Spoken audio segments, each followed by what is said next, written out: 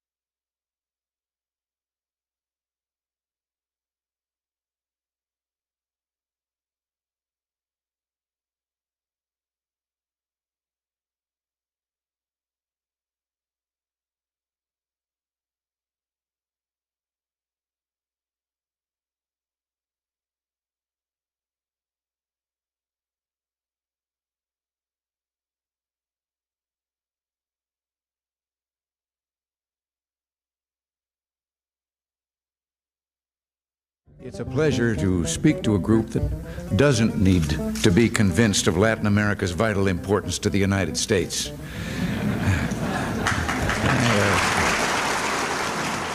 It was always about what can we do for Latin America? What can we do for the Americas? It's no longer that. It's what can we do with Latin America. The region is far from perfection, but the progress is unmistakable.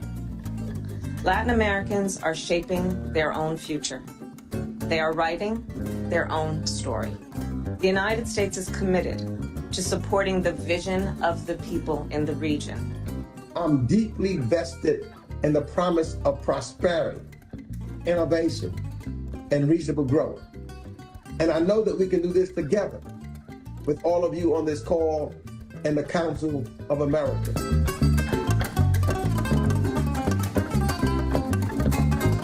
For almost 60 years, the Council of the Americas has been the top organization focused on the Western Hemisphere with a business focus.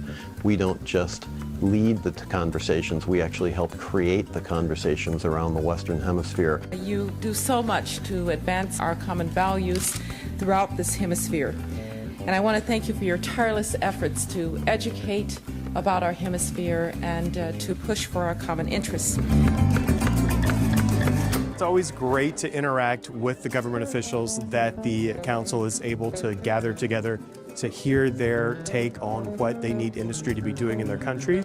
It's really a great avenue to get your issues in front of people who are your stakeholders, but to people who are actually the decision makers, public and private sector.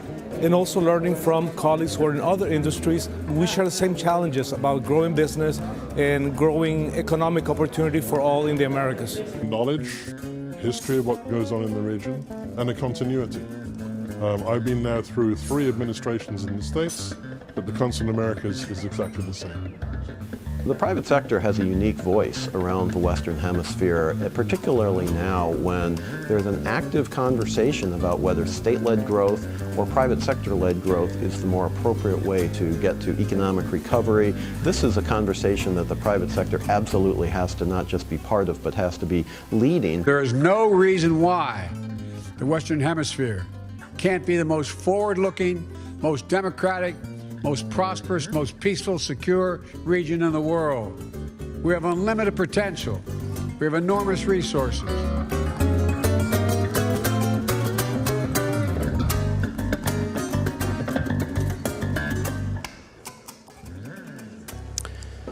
Democratic, prosperous, secure, with unlimited potential and enormous resources. The comments of the President of the United States, Joe Biden, at last year's Summit of the Americas, echoing comments he made to us as Vice President when he addressed us this conference in 2013.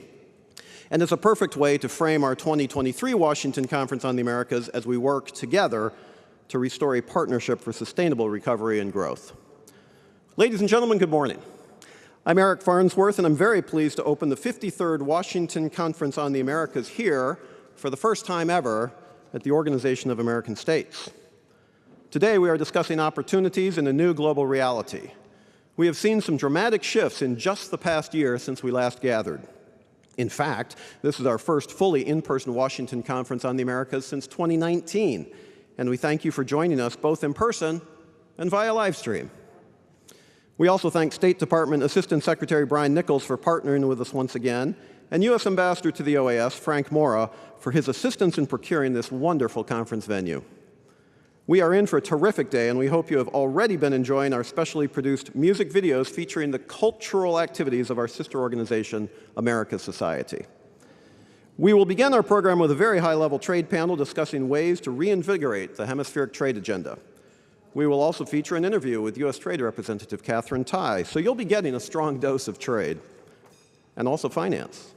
We have a fantastic panel with the heads of the World Bank and the IDB, David Malpass and Ilan Goldfein, respectively, and energy transition, with an interview of Deputy Energy Secretary David Turk, and a view from the Senate, featuring, as we always do, voices from the opposition party, and at the end of the day, a surprise guest I promise you'll want to see.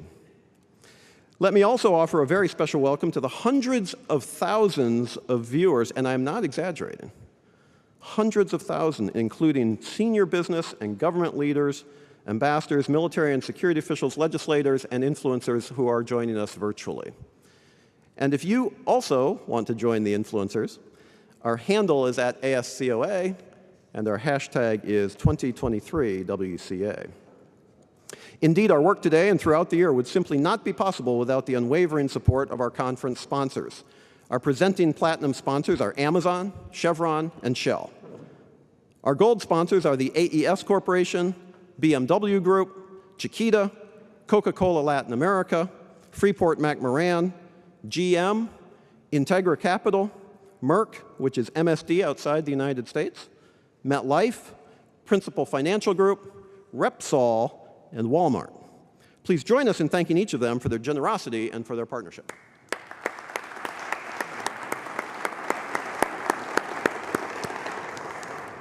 Ladies and gentlemen, we have an amazing agenda and much to discuss, so let's get to it. To greet us on behalf of the U.S. Department of State, our longstanding partner in this enterprise, please join me in welcoming the Assistant Secretary of State for Western Hemisphere Affairs, my friend, our friend, Ambassador Brian Nichols. Ambassador Nichols.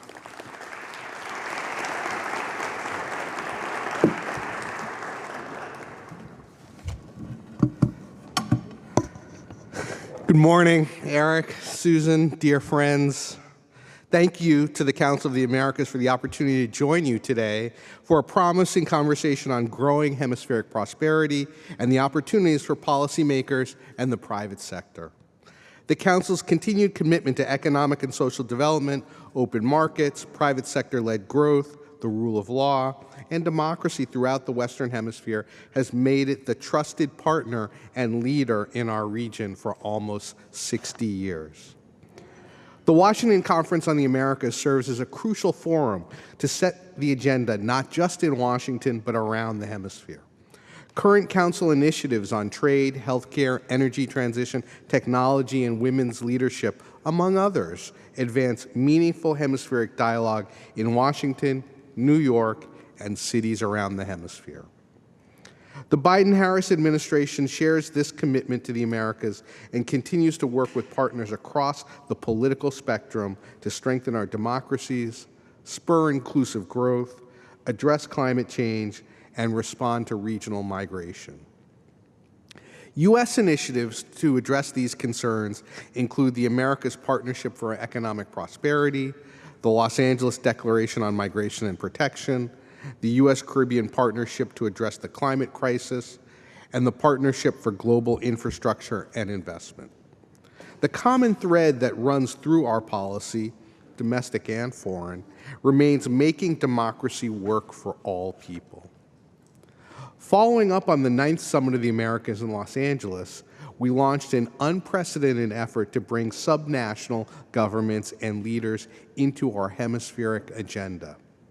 Under the theme, Global Challenges, Local Solutions, over 250 government leaders from cities, states, and other municipalities from across the Western Hemisphere gathered among 3,000 total participants in Denver last week for the Cities Summit of the Americas to advance regional cooperation, strengthen city-to-city ties, and seek solutions that improve the daily lives of our citizens.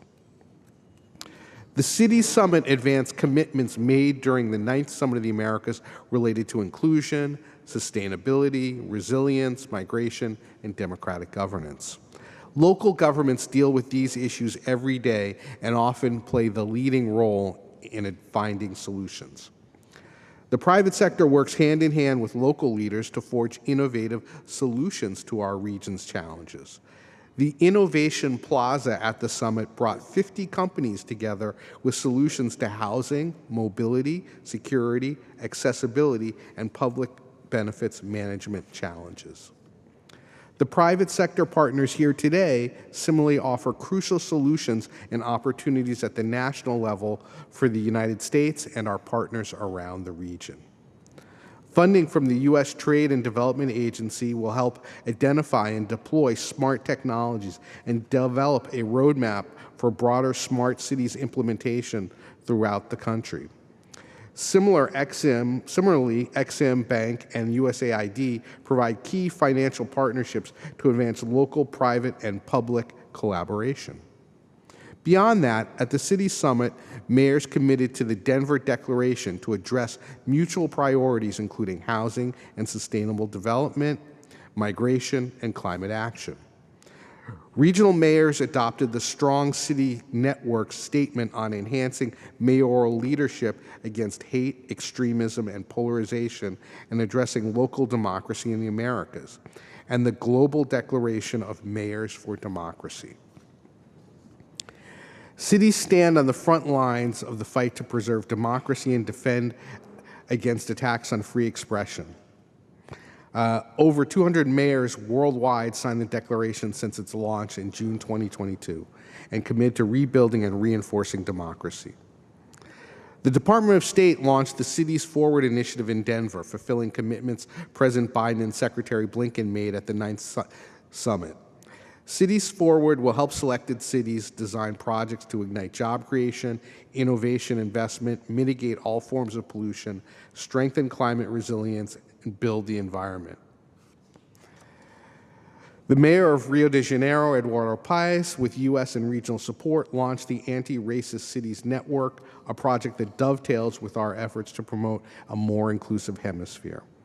Looking to the Organization of American States General Assembly this June in Washington, the United States will continue promoting democracy and human rights and strengthening the inter-American system to improve how we collectively deliver for the people of the Americas. We value our essential cooperation and coordination with the Council of the Americas and its member companies as we advance our shared goals and vision for the hemisphere. I look forward to today's discussions. Thanks very much.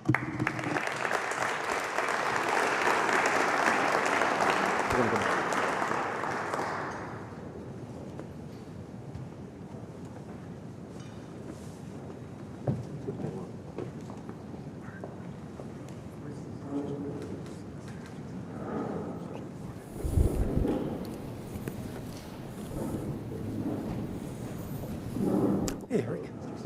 Nice to see you. I'm going to put you on the far side. I'm going to put you right in the second chair. Eric. Put you right in the middle between. Hello. Hey. To introduce our high-level panel on trade, we are pleased to welcome the Director for America's Public Policy with Amazon, a presenting platinum sponsor, Eero Ojiro. Please join me in welcoming Eero.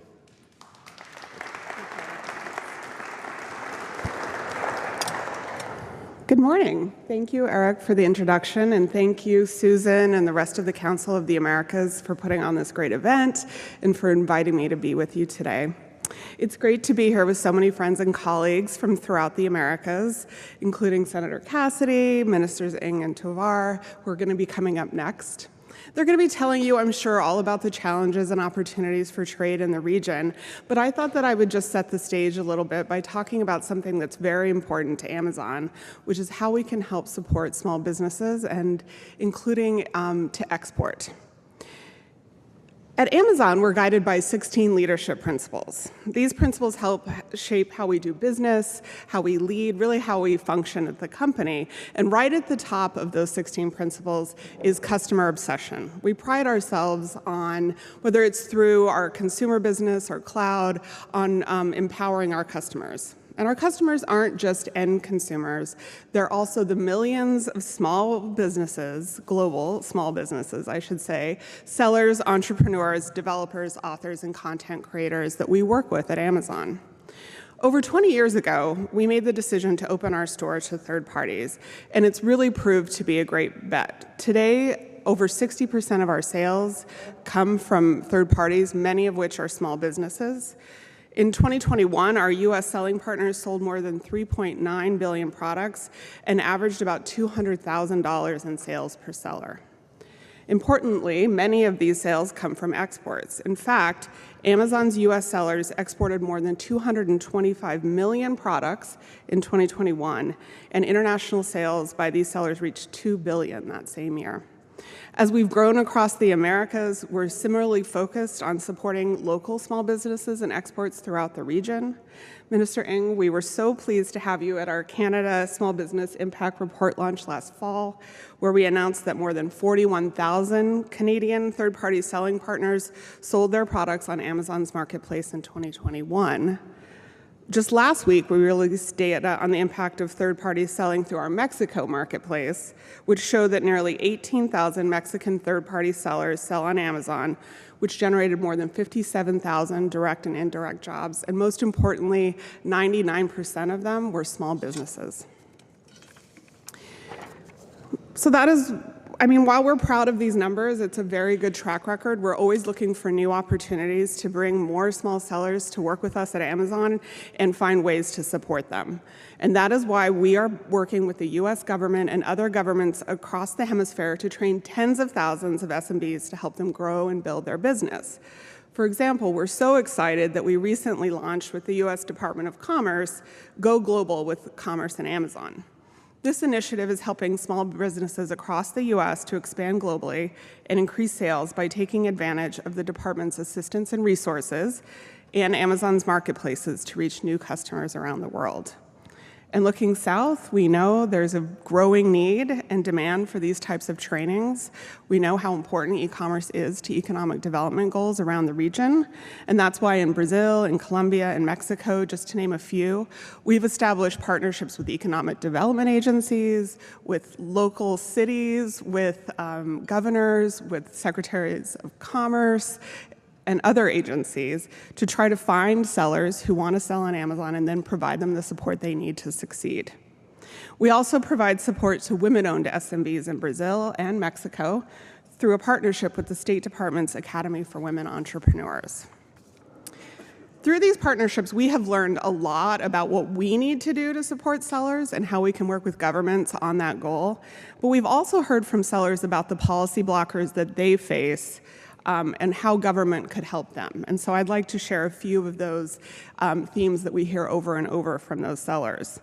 First of all, without reliable access to the internet, there is no way that small businesses can use online marketplaces to succeed. You have to have access to the internet, obviously. Expanding connectivity to bridge the digital divide should be a top priority for governments. And they can facilitate this by enabling different technologies and diverse communication service providers. Second, we all know small businesses don't have the resources necessary to deal with complex customs procedures and red tape at the border. It really is a true blocker for small businesses who want to export. Governments should make it cheaper, faster, and easier to get your products into other countries. And third, policymakers should create regulatory frameworks that allow for innovation in digital payments, which should promote financial inclusion. This is particularly important in countries where many SMBs and consumers don't have access to traditional banking. One of the reasons why we at Amazon are so excited about the prospects for the Americas Partnership for Economic Prosperity is because it really presents an opportunity for governments around the region, hopefully to partner with companies who have experience like Amazon to really work together to break down these barriers and support small businesses and help them export. So thank you for your time today. I look forward to continuing to work with so many of you on the goals that I've outlined, and I'm just really excited to hear your remarks in the next panel.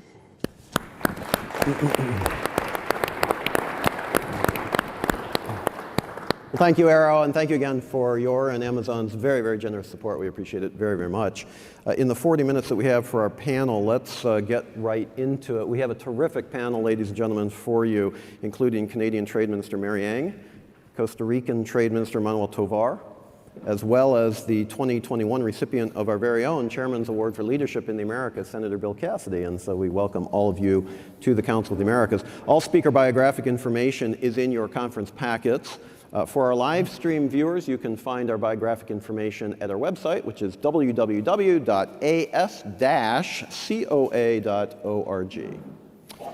Minister Ang, let's begin our conversation with you, if we can. In Washington, we don't hear that much about USMCA or, of course, CUSMA in Canada, even though it's fundamental, as I think we all agree, to North American competitiveness. Is that because USMCA is working so well? Well, I guess it's, oh dear, I hope it's not. It's the Deputy Prime Minister, but I think I'm going to have to tell Christia. I will chat with her later. Didn't like the question. I'm going to have to text Christia and tell her on her behalf. Hello, Washington. And the Washington conference. I did not plan that. Just so you know, as the person who was chiefly at the negotiating table with America and Mexico. There you go. But CUSMA, USMCA, TMEC in Mexico, it is working. We are the largest trading agreement in the world. We do over $2 trillion of trade a year. It is $3 billion a day. Like, think about that in terms of orders of magnitude.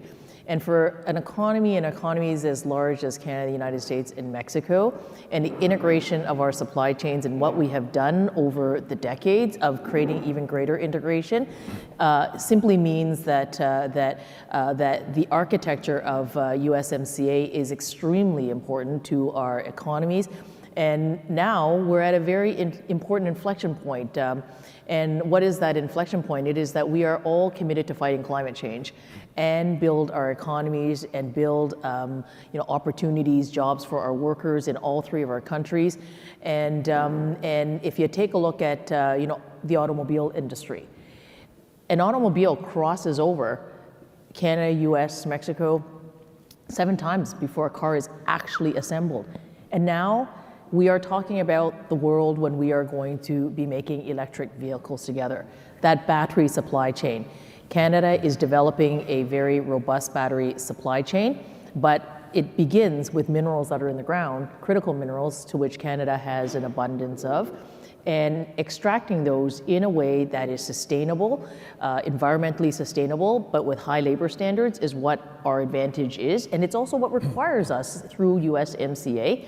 And from the extraction of batteries to the battery assembly to then the vehicle is the work that we need to do. And another perfect example of where it shows it is working, Amazon was just here. Well, across the river is their new headquarters. Well, guess what's in the new headquarters? It's a little company, Canadian company called CarbonCure. And you know what CarbonCure does? It greens cement. So the green cement that is in that building starts with technology that is about greening cement into a building like that in Amazon, here in Amazon. So you see that our supply chains are so integrated. And often at panels like this, I've used the example of the burger.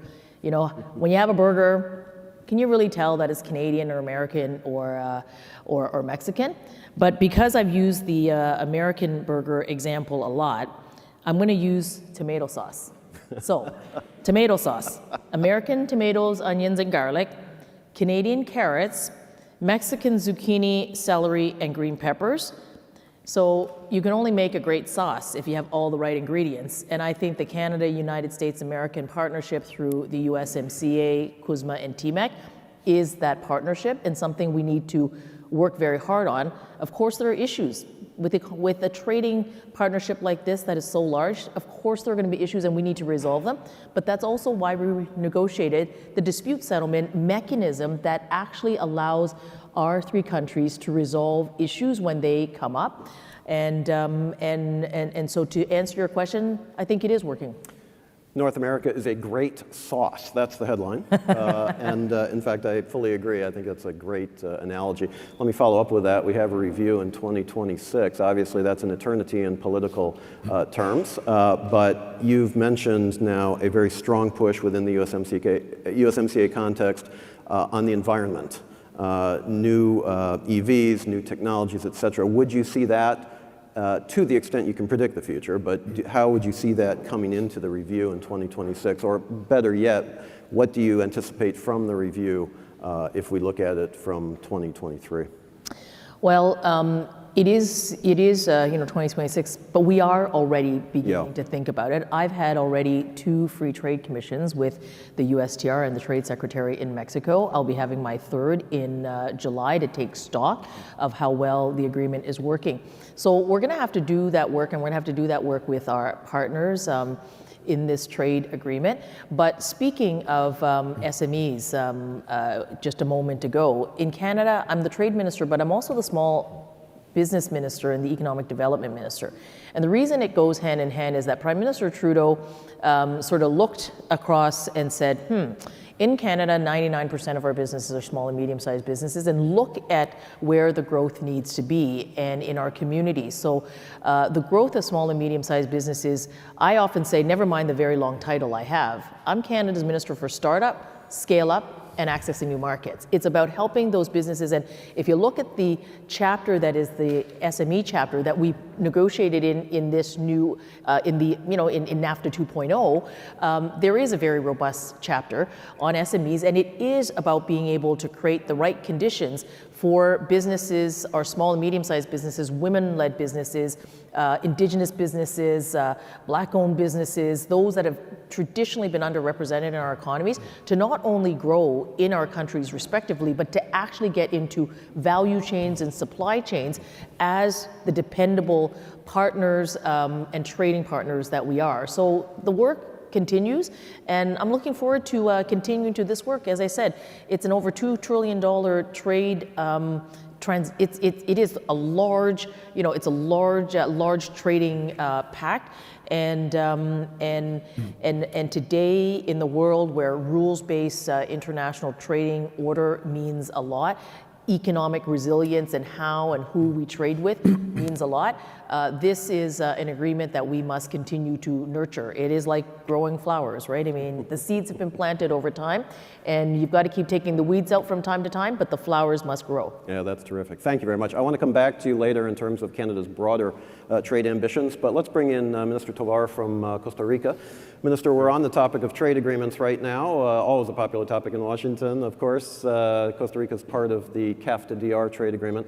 Almost 20 years ago now, precedes USMCA. Some people might say that the CAFTA-DR has underperformed, and I wonder if you could share with us some of your thoughts about how the CAFTA-DR could be an agreement that works better for the countries of the region. Such a pleasure to be here today, Eric, with good friends of mine, good friends of Costa Rica, partners and allies, and certainly for us, it's been 20 years of CAFTA for Costa Rica. We joined a little bit later. We had to go through a referendum, but we finally made it. CAFTA certainly has brought many benefits to Costa Rica's economy. If you look back to the times when it entered into force up to today, our GDP has doubled. That's quite remarkable. And certainly CAFTA has been hugely responsible for that. But certainly we do have challenges. I mean, we do face regional challenges when it comes to institutional frameworks, respect for the rule of law, respect for human rights and institutions. So while the CAFTA partners don't take care of those challenges, we will continue seeing, CAFTA's performance, lower to the expectations that were pursued from the very beginning. For Costa Rica, we have benefited quite a lot from CAFTA. As I said, our GDP has doubled from that time. It has spurred important investment into Costa Rica. This has, continued transforming our economy.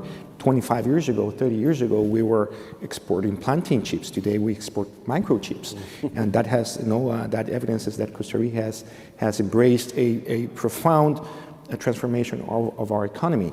And of course, also, it has provided us some legal certainty, moving from CBI into a consolidated framework of rules-based system. That has always also been a huge benefit for us.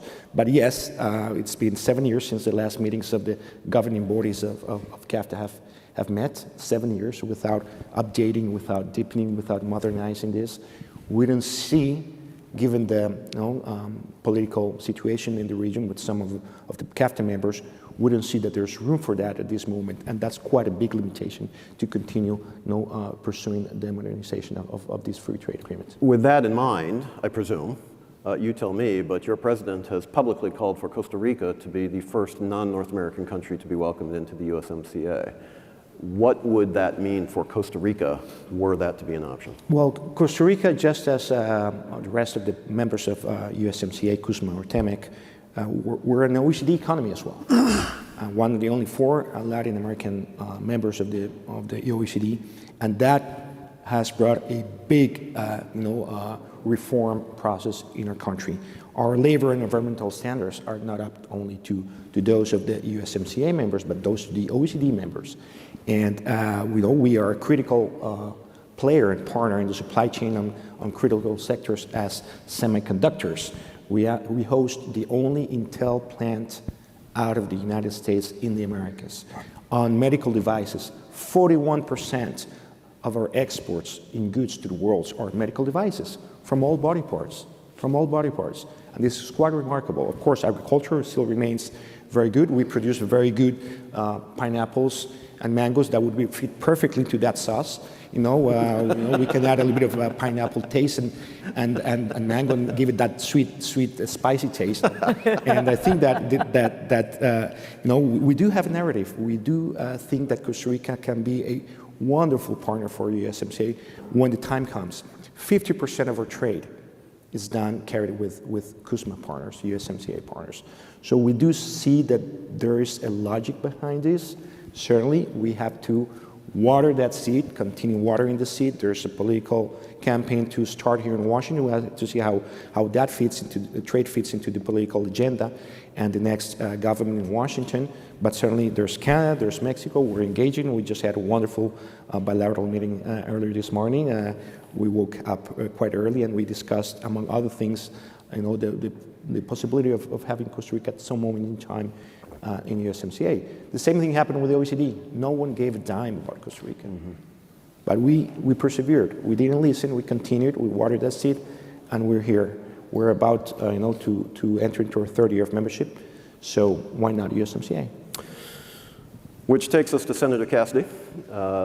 Senator, you've been a real proponent of trade expansion into the Western Hemisphere, U.S.-led.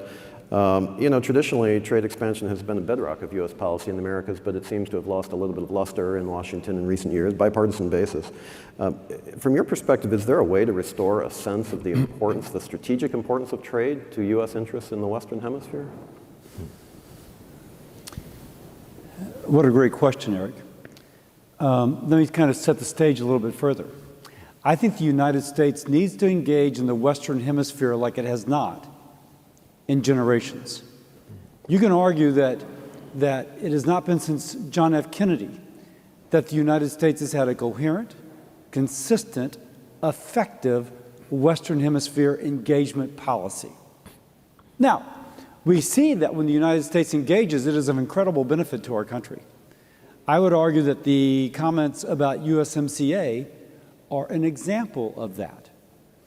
So if we can promote that trade is not zero-sum, but rather initiates a virtuous cycle in which both sides of the partnership benefit, recognizing that trade can be done in such a way that, frankly, deindustrializes a nation. We cannot do that.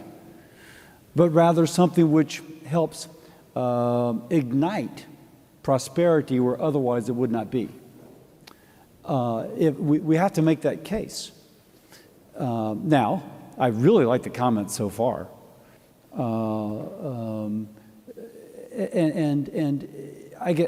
of course, this is my prism, so you might say it's a prism. But if I look at the irregular immigration that is coming to the United States southern border, it is interesting. There's a woman who worked with me originally from Guatemala, and I once asked her, these folks who are coming here, they're going to live in poverty in the United States. She said, Senator Cassidy, however they're living in the United States is better than how they were living in Guatemala. And she spoke of that as a Guatemalan. And I know that whenever there's some sort of economic dislocation in Central America, there's another wave of irregular immigration coming to the United States. So what if we had a trade policy which would create prosperity in the Central American countries to the order that it was more resilient to natural disaster or to a fungus on coffee trees, that would keep people in their hometown as opposed to embarking on a dangerous trip? We know that works because net migration from Mexico has plummeted since USMCA. And so I think that there's ways that you can say directly that trade helps.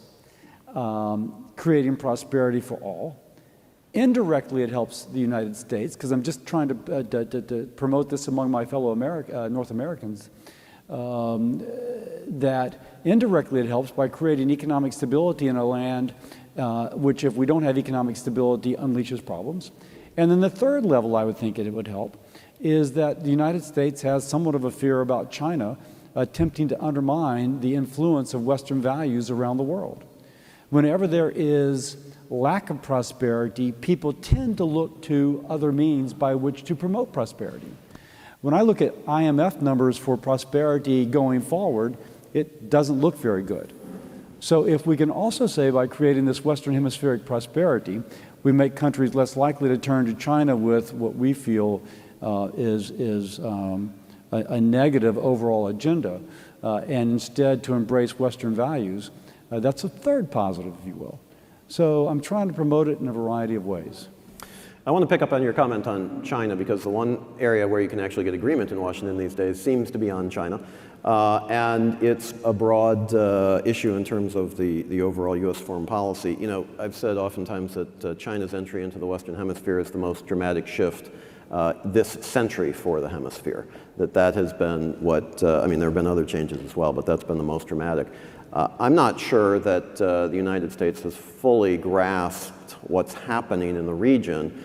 And I wonder, from the trade policy agenda, is there a way to suggest, both in Congress but also more broadly to the American people, this is a strategic shift in the Western Hemisphere. The United States is losing out to opportunities. What can we do to promote a greater engagement in the region from the private sector perspective, from the public sector perspective, but to meet those needs, Senator, that you just so eloquently articulated in terms of economic growth and the environment and so many other things? How can we promote that type of engagement in the region, even as China is very actively doing the same thing?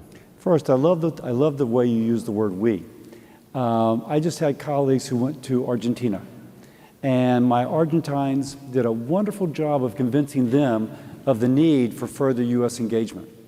Now, as it turns out, with my assistant over there, Joel Hirsch, we're advancing something called the Americas Act. And the Americas Act has three pillars. It is trade, investment, and people-to-people. And so I've since taken this concept to my colleagues and said, listen, this is a good bill. We've got bipartisan support, and I see that support growing. The second thing that my office is working on is a carbon border adjustment mechanism in which we would have the ability for countries to join into a carbon club in which that would benefit those who tend to have higher environmental standards. It would promote the idea that if Costa Rica is doing well with its environmental standards, it would be rewarded for that in terms of trade access. And by the carbon border adjustment mechanism, it would effectively attach a fee to the externality of carbon pollution entering the atmosphere, no matter where it is entering the atmosphere. I can elaborate on any of those, and you'll probably tell me, well, I got 40 minutes and we only got 30 minutes left. But our people-to-people, our investment, and our trade policy, we're very excited about, and we think has an avenue towards every country becoming a member of USMCA that wish to embrace not just Costa Rica, but to join the others. Every country joining that in a way which the countries that are currently in the USMCA say, my gosh, isn't it good that other countries are joining? I mean, that's a powerful vision. And I'm glad that you went that direction in terms of answering the question and giving us a sense of what the Americas Act is all about. I would like to come back to that, but let's bring Minister Ng back into the conversation. Minister, I teased it earlier about Canada's broader trade ambitions. You know, you are very active in the Asia Pacific, and appropriately so from my perspective, obviously with Europe, et cetera. I wonder if you could give us a sense of whether CPTPP or whether Canada has ambitions on IPEF or APEP or all the things that trade wonks know what I'm talking about. If you could give a sense of what are your trade priorities looking forward beyond USMCA? Yeah, absolutely. You know, in Canada, we pride ourselves as the only G7 country with a free trade agreement with every other G7 country. We have access, of course, here in North America through the USMCA or CUSMA. In Europe, we have access to the European Union through our agreement with them in CETA. And in the Asia Pacific, market access with, with the countries that form part of CPTPP, and then a number of bilateral agreements. Of course, we have one with Costa Rica and with others in Latin America. But what does this mean? It means that we have access to about 65% of the world's economy through trade architecture at present.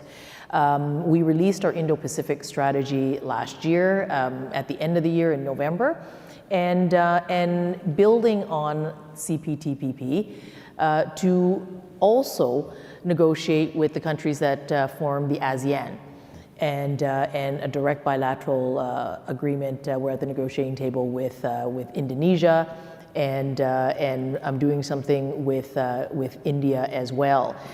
Canada is a trading nation. 1 out of 6 jobs is dependent on trade. 2/3 of our economy is dependent on trade. We are a vast country geographically, but we're like the size of California in people, in population. So trade really does matter. Trade rules really matter. And how we trade and build that resiliency really also matters. And we saw the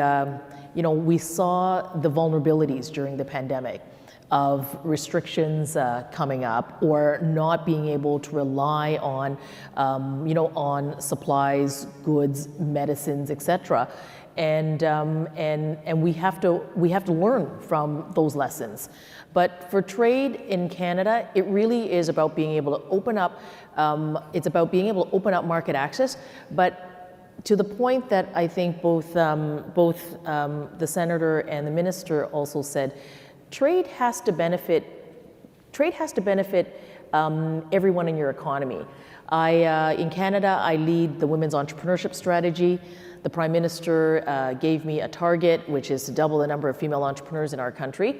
But the analogy I would use is this: if you're playing a sports game and you've got a team, why would you play with 50% of the team on the bench?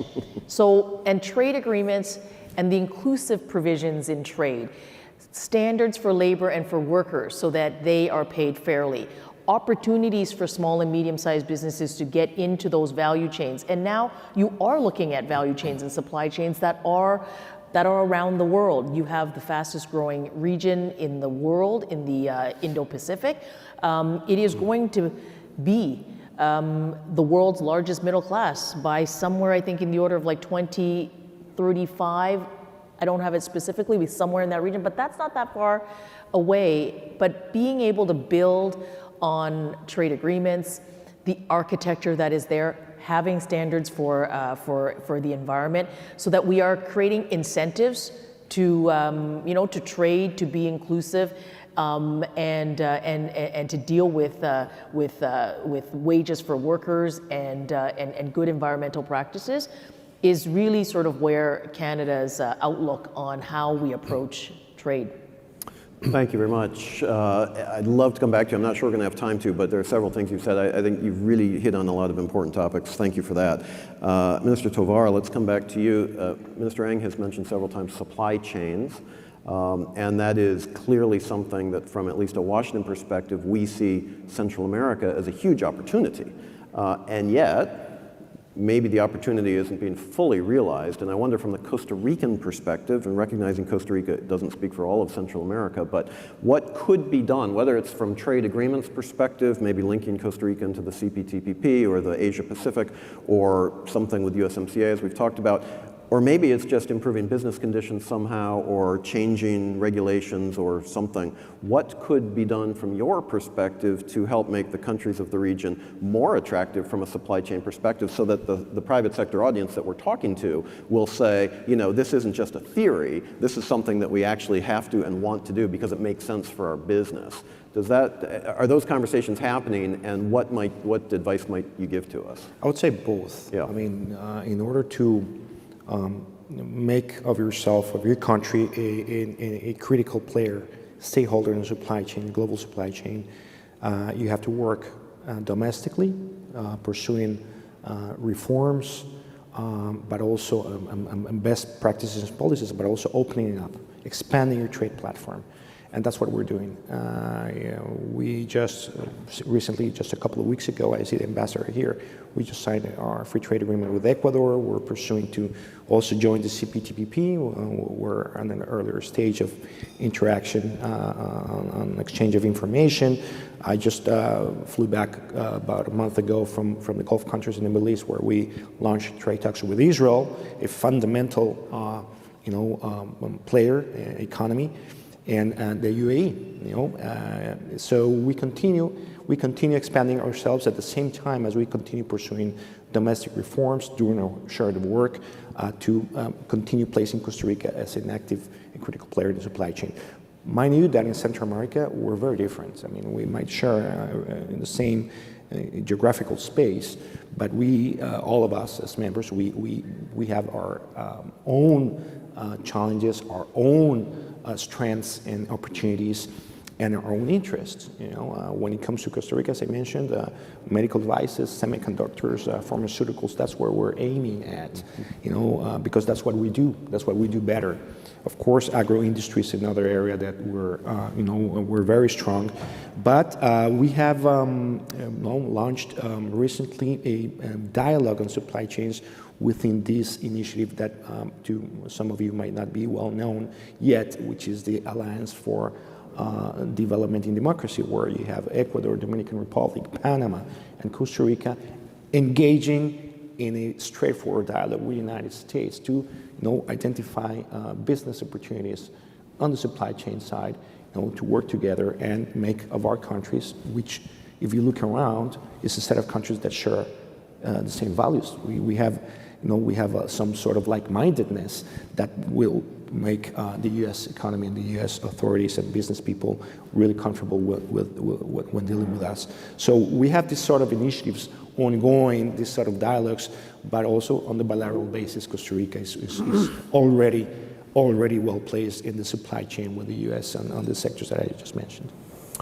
Thank you very much. And again, I'd love to come back to some of these things. I think with only 5 minutes remaining, we may not have that opportunity, but Senator Cassidy, to you, I want to ask a question that there's already been a lot of corridor chatter about this morning, but it's really a topic in terms of the trade policy community, and that is the direction of trade policy. And we've already heard it in terms of discussion of all four of us today, in terms of some of the other issues of trade, in terms of the environment, in terms of labor, in terms of small businesses, all of these very, very important things.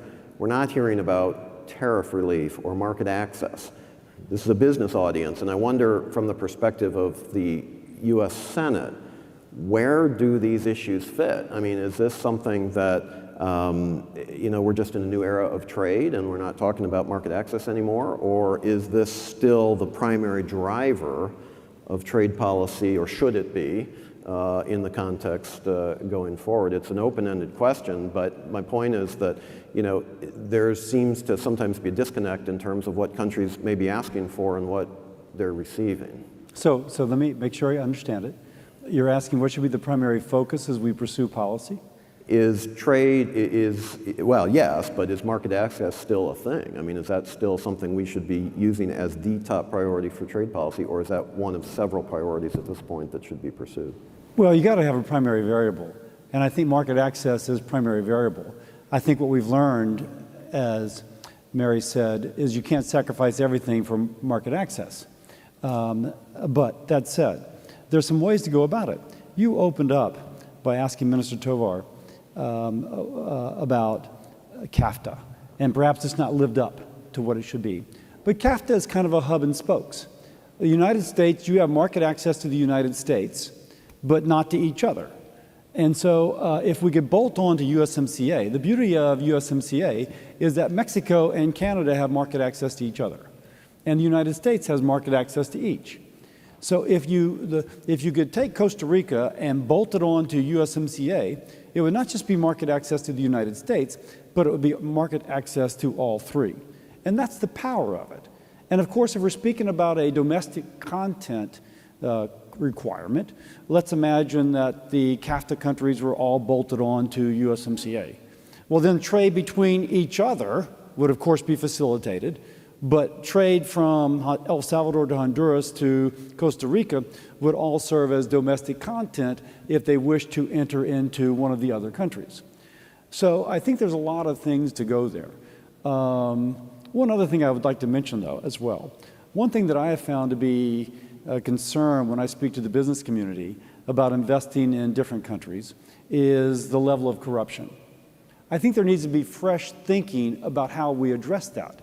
One of the things that we have in our bill is an e-governance platform that the United States would help promote. And in the e-governance platform, those things which would normally require a permit, instead of having to go and wait in line and perhaps given a consideration to the person who stamps the form, it would all be done online. So now if Walmart wished to go and invest and build stores in another country, they could see if their vendors had registered with the government and were paying taxes. And they would not be held accountable or liable had the vendor lied and they had not actually been doing so. This will have the effect of incentivizing more companies to enter the formal economy, makes it easier. They enter the formal economy. They're more likely to pay taxes to the central government. The central government has more money to invest in human capital and in physical infrastructure. And that creates that virtuous cycle, which attracts more foreign direct investment because you've made the investment in the human capital and the physical infrastructure. So we also think that the e-governance aspect of it facilitates market access. It doesn't matter if you have market access if people don't want to go there. It has to be kind of like, oh, we want to go there because there's human capital, there's rule of law, there's physical infrastructure, and we have market access. So I don't think you can totally separate the one from the other. You've got to have a strategy for each. But the primary variable, yes, we want market access. I gave you a straw man, and you effectively destroyed it. So thank you for doing that. Regrettably, I do think this is the time that we have for this really outstanding panel. And we had two visitors travel from far outside of Washington just specifically to join us this morning. But I do want to just say thank you to all of you for your terrific comments, for getting us going in such a thoughtful way. And I would like to ask all of you, please, to join me in thanking our panel for their terrific comments this morning.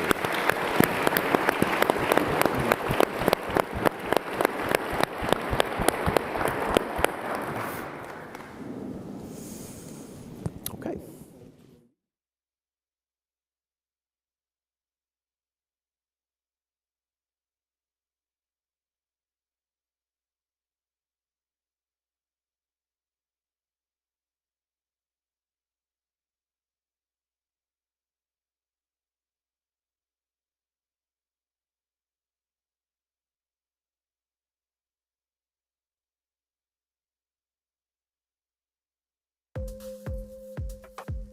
Hoy México surge de la suma de dos pasiones. Por un lado, merchandising, y por otro lado, nuestro amor a nuestro país, a nuestra cultura. Nos encanta viajar y veíamos la oferta que había en cuanto a souvenirs en otros países y empezamos a crear personajes y los personajes los bajamos a producto. Productos que la gente se pudiera llevar y que no se rompiera, que no pesara y que fuera algo económico. Así es como surge By México hace 4 años. Teníamos clientes en museos, zonas turísticas, en papelerías.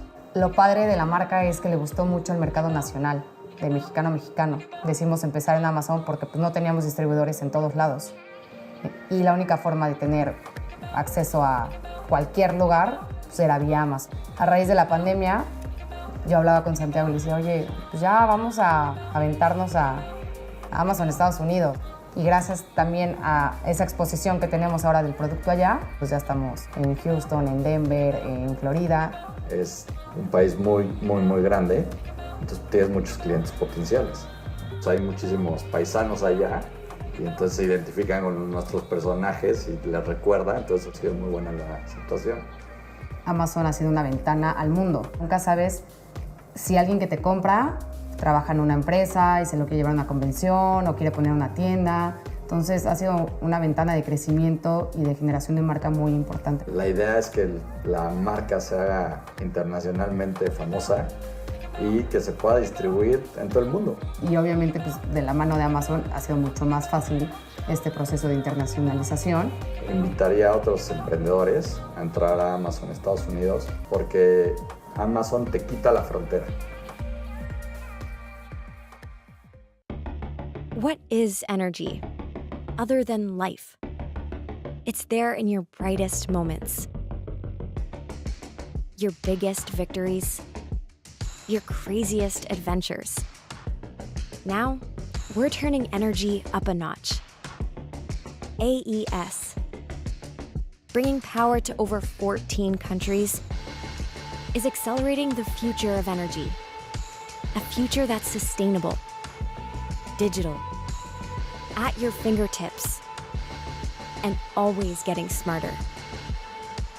Because you want a life actually full of life, and we want to have the energy to get you there.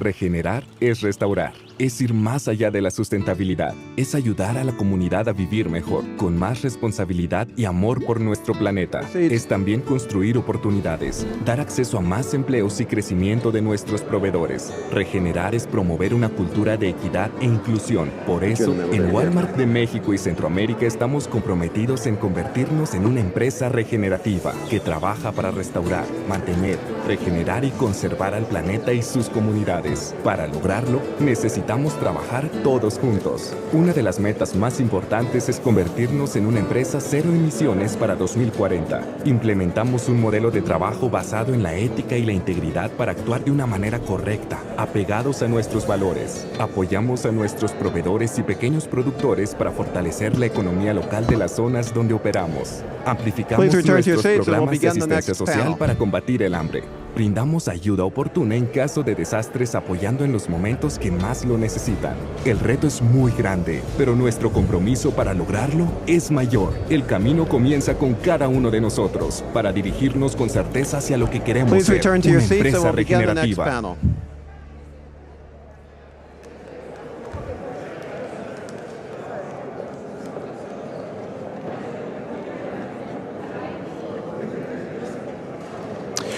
Well, ladies and gentlemen, to introduce our next panel, we have the President and CEO of the Council of the Americas, Susan Siegel. Susan, thanks for joining us. Well, thank you, Eric. And before I go any further, I want to thank Eric and the entire team for putting together the 53rd Washington Conference. And maybe we could give them a round of applause.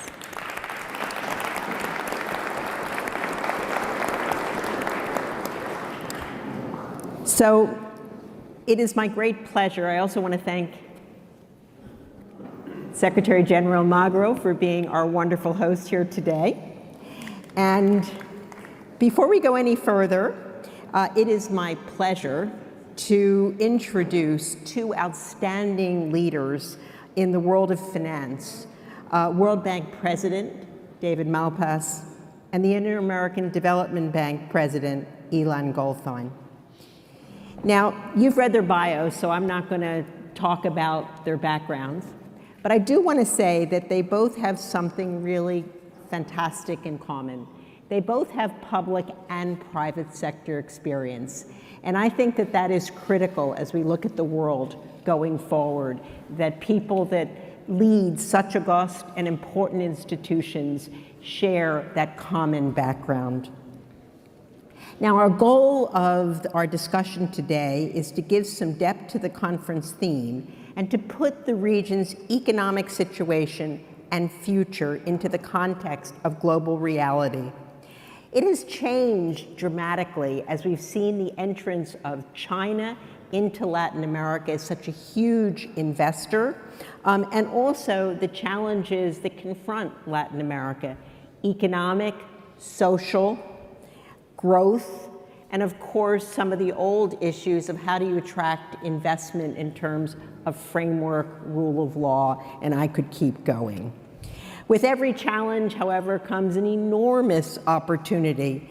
And today, I would really like to focus on those opportunities and the opportunity to capitalize on what's happening in the world and to really, how do we build Latin America and make it a stronger place, a stronger economy, where the countries can really support their peoples. Now let me start with David Malpass. You are nearing the end of your tenure. Tell us what you've learned. I know your position was global, but I know you love Latin America because you used to be on our board. So tell us what you've learned as you leave your position about the opportunities and the challenges in Latin America.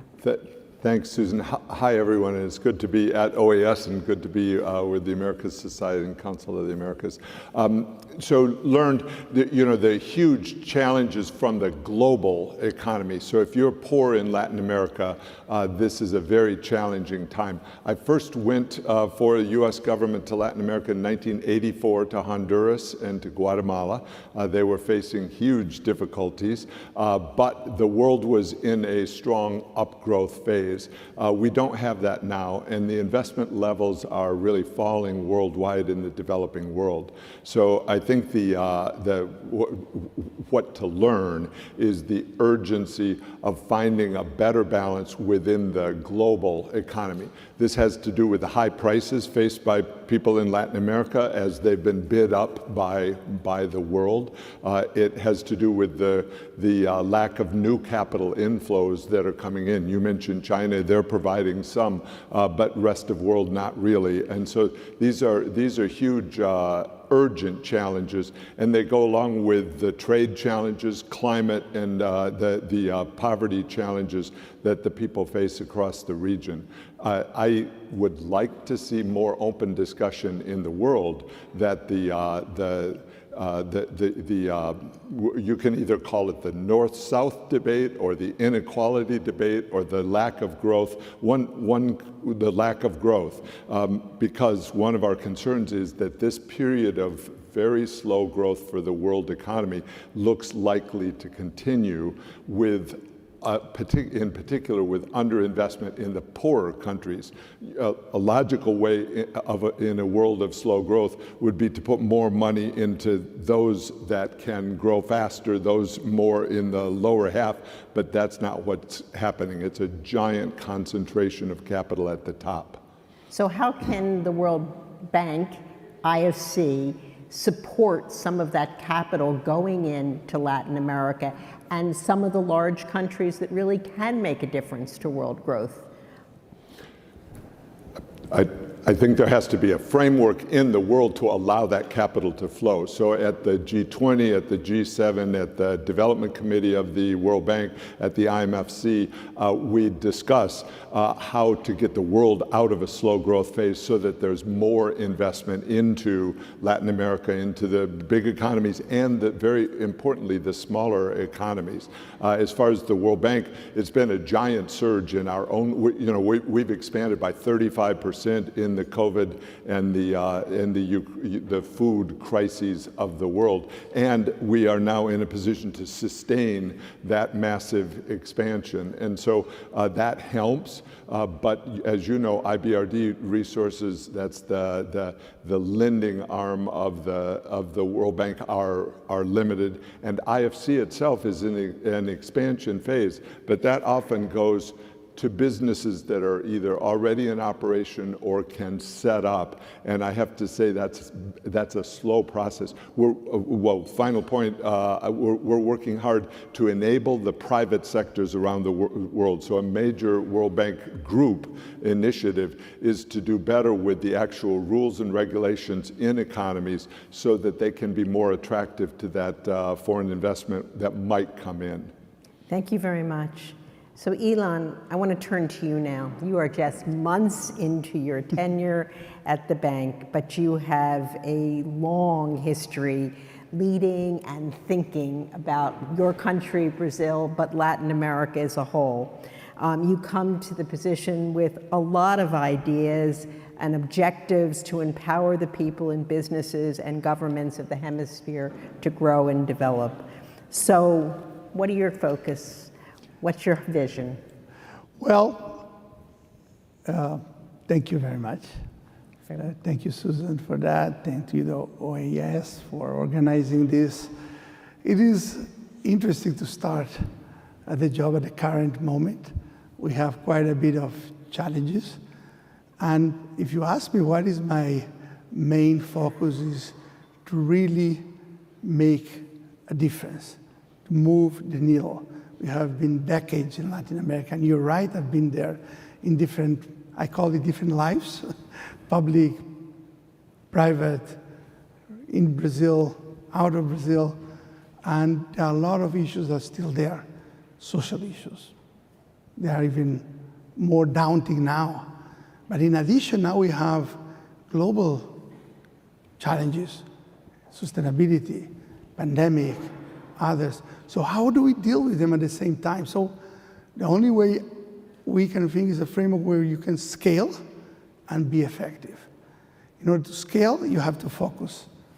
And in order to focus, you have to choose your priorities. So when I come to the IDB, there are a lot of priorities. You can have a lot of things you need to do. But if you're not able to decide what really you want to do, what are the priorities? Social, climate, infrastructure, digital and physical, those are priorities. If you cannot do that, then you have too many priorities, which means that you have no priorities. And even if you can scale and focus, if you're not effective, it's a major problem because you have the scale, you're going to have the finance, but are you effective? We are too much concentrated on the amounts of dollars we lend. We lend 15 billion, 10 billion, 20 billion. In this country, we increase our lending for X. We need to concentrate on what these dollars are actually making. What is the end result? We need to concentrate on the effective impact targeting. We need to look at effectiveness in a very different framework. That's a cultural change, in my view. So accountability for the projects that are being financed by the IDB, but also you mentioned scale. How do we get scale, Elon? Well, to get scale, you first, as I mentioned, you need to choose. Now, usually what happens in public sector is that you have too many goods. Everything has its fair reason to focus. But if you don't decide what has more reason, then you won't be able to focus. And if you don't be able to focus, you cannot scale. Second, the challenges both in Latin America from the structural issues we have, plus the global challenges that are coming in general, are such that the amount of resources you need are so large that we need to think how we can finance, how we can do that. When you get into the international institution and development bank, you talk about competition between other development banks, and I think, well, we are the scarce resource. We have the financing in a world that needs trillions. What's going on? So I think we need to find a way to scale, to work together between the organizations. Within the organization, between the private arm and the public arm, and very important, to be able to scale with the private sector. That multiply. And that seems easy to say, much harder to do. How can you attract the private sector? We are in a world where we're saying, well, we need to reform, we need to be more effective. We need somehow to guarantee, and the buzzword is the risk. Let's take the risk away. Well, take the risk away takes reforms, and reforms take time. Just by us guaranteeing, you're not reducing the risk, we're just re-risking, we're transferring risk. And that's fine, but there's a limit on how much you can transfer the risk. And we need to look at the scale and see if we do have the amount of resources we need, both public and private, to the daunting task. I want to come back to that, but first I want to go back to David because I think it relates to my next question, China. So China is all over our hemisphere today. And they're coming and they're investing in projects, they're buying companies, and one of the things they come with are resources. Ilan, you just mentioned resources. And when you talk to many of the leaders in Latin America or the heads of companies, they say, gee, I'd much prefer have American or European investment, but they don't come with resources. So my question to you is, give us a little perspective on your view of China coming into the region and your perspective on, how can we create more public-private partnerships? I'm going to ask Ilan kind of the same question afterwards, to counter some of the Chinese investments and create alternatives. I'll talk about the spectrum of activity. So in the 70s and 80s, there was a giant reflow of petrodollar recycling that was done through U.S. banks, so they could come into the region and make loans, sovereign loans to governments. That didn't work out well and ended in the Brady Plan, which I was involved in, and then there was a long period of workout after that. So so the composition of debt has changed massively over these 40 years. It used to be in the 1980s and into the 90s that there was mostly Paris Club debt. That was the official creditors that were members of the Paris Club. So that's a U.S. Export-Import Bank, the Commodity Credit Corporation, and some other lenders of the U.S., and then the equivalent in Canada and Germany and France. And so as there would be availability of lending both officially and through private sector, there was at least a goal in Latin America of having a hemispheric relationship. I worked on the Enterprise for the Americas initiative in 1990 and 91. NAFTA and the free trade agreements were efforts to have I'll call it industrialized country capital come in. That dwindled down, and China saw an opportunity. They're using things that make it hard to restructure the debt once it goes, if it goes sour. So as Ecuador found in their restructuring in 2000, very difficult situation because the contracts with China, they'd under a previous administration sold forward their oil to Chinese buyers. China didn't even take the oil. It was sold on world markets by Chinese traders.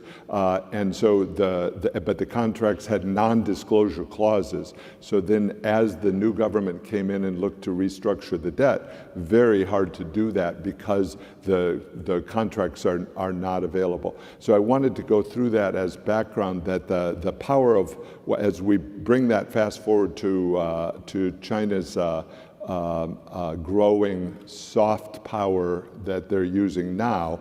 One example of that is the buildup of swap lines. So China has the ability to have central bank swap lines that are very much a debt-like instrument, but it's not necessarily qualified as a debt instrument, and it seems as if it may be excluded at some times from a debt restructuring. So it basically creates an advantage within the capital stock of a country.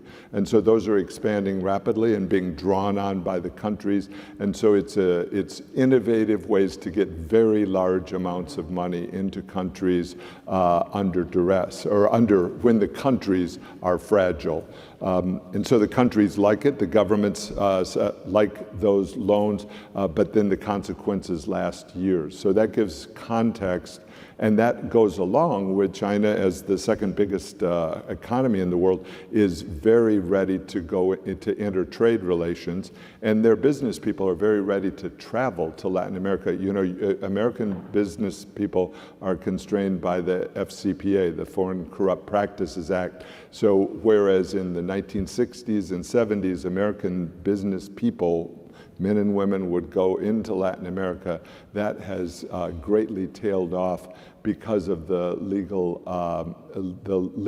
jeopardy that people are put in through the legal system. And so other countries, and particularly China, don't have that constraint and are able to travel more freely, engage more freely with government officials and private sector officials to close the deals that are being done. So it's I think, a big challenge for Latin America, big challenge for the industrialized countries of what do you want to do to change the system so that there can be a market-based system going forward in Latin America.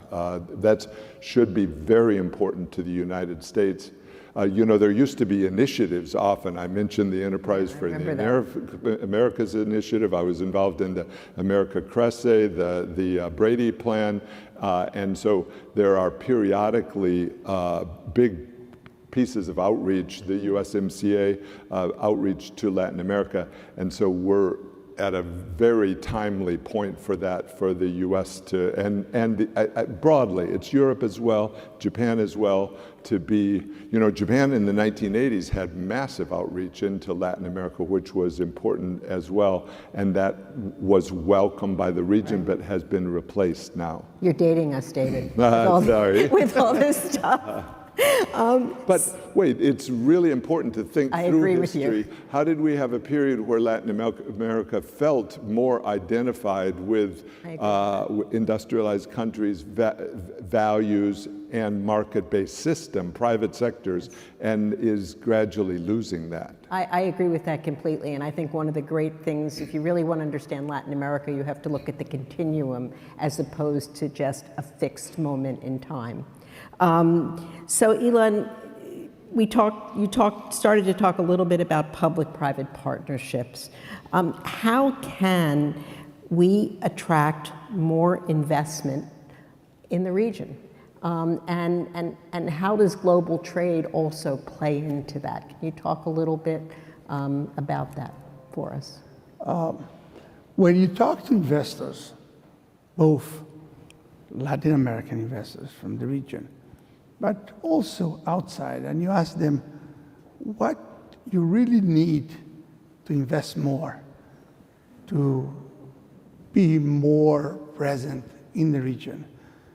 And they can say a lot of things, and they say, but the number one reason and factor they point is stability, rule of law.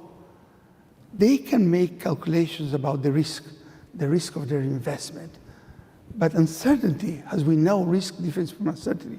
Uncertainty is more difficult. Uncertainty about changing the rules, political instability. So what we can do as an international institution, as a regional development bank, is how can we help for the rule of law, creating institutions? How can we promote trust? How we can, with our technical assistance, but also with our financing, generate the stability, both the economic stability, but also the political stability. If we focus in the right priorities, social now, for example, we will be able to also promote political stability. So institutions, rule of law, institutions means independent judiciary, but also independent agencies that look at the sectors. If you can promote that, you will be able to attract more resources. And if you are able also to promote these institutions and have rule of law, democracy, which are very related, you will have more political stability. Economic stability and political stability is, in my view, the #1 factor to attract more capital. Second factor, I think we are in a world that is very polarized. Not only polarized politically, but also if you look at our countries, there are a lot of polarization. It is incredibly hard now to find the common ground, the dialogue. I think we have, as leaders, and IDB is one of the leaders, is to push for dialogue, to push for common ground. And a nice way to do that is to look at regional projects, regional integration. And here I'm not talking only about trade integration, which is essential for Latin America, which we just export 16% to the region and the rest. Absolutely. And Europe is larger than 50% and 60%. So there is trade, but there is integration with digital. Things go to the US to come back from one country to the other, just the internet. Electricity, we are not connected fully yet. Water, there are basins of water, we don't know who to go, we need to integrate. We have an opportunity with a regional Amazon program that we want to push. I just was in the cities of the Americas. We can have a program for the cities. So there are so many things we can do together, and that's a way to go forward in a world that requires public and private partnership, but requires us to do something with the current challenges. I totally agree with that. So how do we begin to move that forward? Because if we can create more integration, not a new idea, this is kind of an old idea, if we can create more integration within the hemisphere, we become the most competitive hemisphere in the world. And we also solve the China problem because we become almost an integrated market. It has all kinds of implications also for movement of people. So how do we create leadership to make this happen? I think that's part of the reforms. That's part of the reforms that we are talking about. It looks to me that our institutions were fought to have a bilateral relationship with the countries, sovereign relationships. You are there to solve, if you're the IMF, budgetary and balance of payments, IDB projects in the countries. We have our country strategies. Well, we have the comparative advantage and the mandate to think about the region. The governors are elected. The first mandate is to deal with their citizens. We have the mandate to think about the region. But I'm not sure we have the fully instruments or the way we think about deal with the region. Can we really have a regional fund with the guarantees coming from, not bilateral guarantees from federal, but it's harder to have it. We at the IDB have been doing very strong and deep country strategies, but have we done regional strategies? Have we made a list of regional projects and prioritize the projects? We need to rethink our institutions for regional integration. So David, let's turn to that. One of the ways you can have more regional integration is supply chains. And you know, it used to be that we cared about price. Today, I think we care about security of supply chains almost more than anything else. So talk to us a little bit. How can we have a hemispheric supply chain? Piece by piece. So digitalization is important, and it grows, I think, from opportunistically. So Panama has some opportunities moving into Costa Rica and providing the ACE service. The regulators have to allow it. So one of the things is to work with the rule of law so that people can experiment across borders. You know, a lot of the regulatory pressure is to stop is to protect your own in terms of self-sufficiency. One that I thought of as you were going through is Mexico is really important in this and their southern border. So, and there's been a shortage of integration from Mexico down into Guatemala to Honduras, but also even further on energy. Electricity was mentioned, but also simply on trade. The people benefit from trading with people across inside their own country, but then also very much across borders. I wanted to mention central banks, or the importance of central banks within the stability that Ilan was talking about is really important. And so institutional strength within countries where, you can see it across Latin America, country by country. They may have deep political instability, and yet somehow the country is surviving. And if you examine why that is, it often is an institutional structure that World Bank or IDB or others helped the country create long ago, deep in history, but those institutions are holding in some of the countries. I wanted to mention harmonized tariffs, and then go back to so that's important. That means the computers that connect trade and the bills of lading across borders can at least talk to each other. And that's World Bank works on regional projects in order to try to break through the barriers. So I wanted to talk about scale just very quickly. We're doing it almost sector by sector. So in solar power, we're doing scaling solar, which means once you've done one project and financed it with private sector outreach, that then brings down the cost and also allows you to do it. So looking for areas where you can do times 10 or times 100.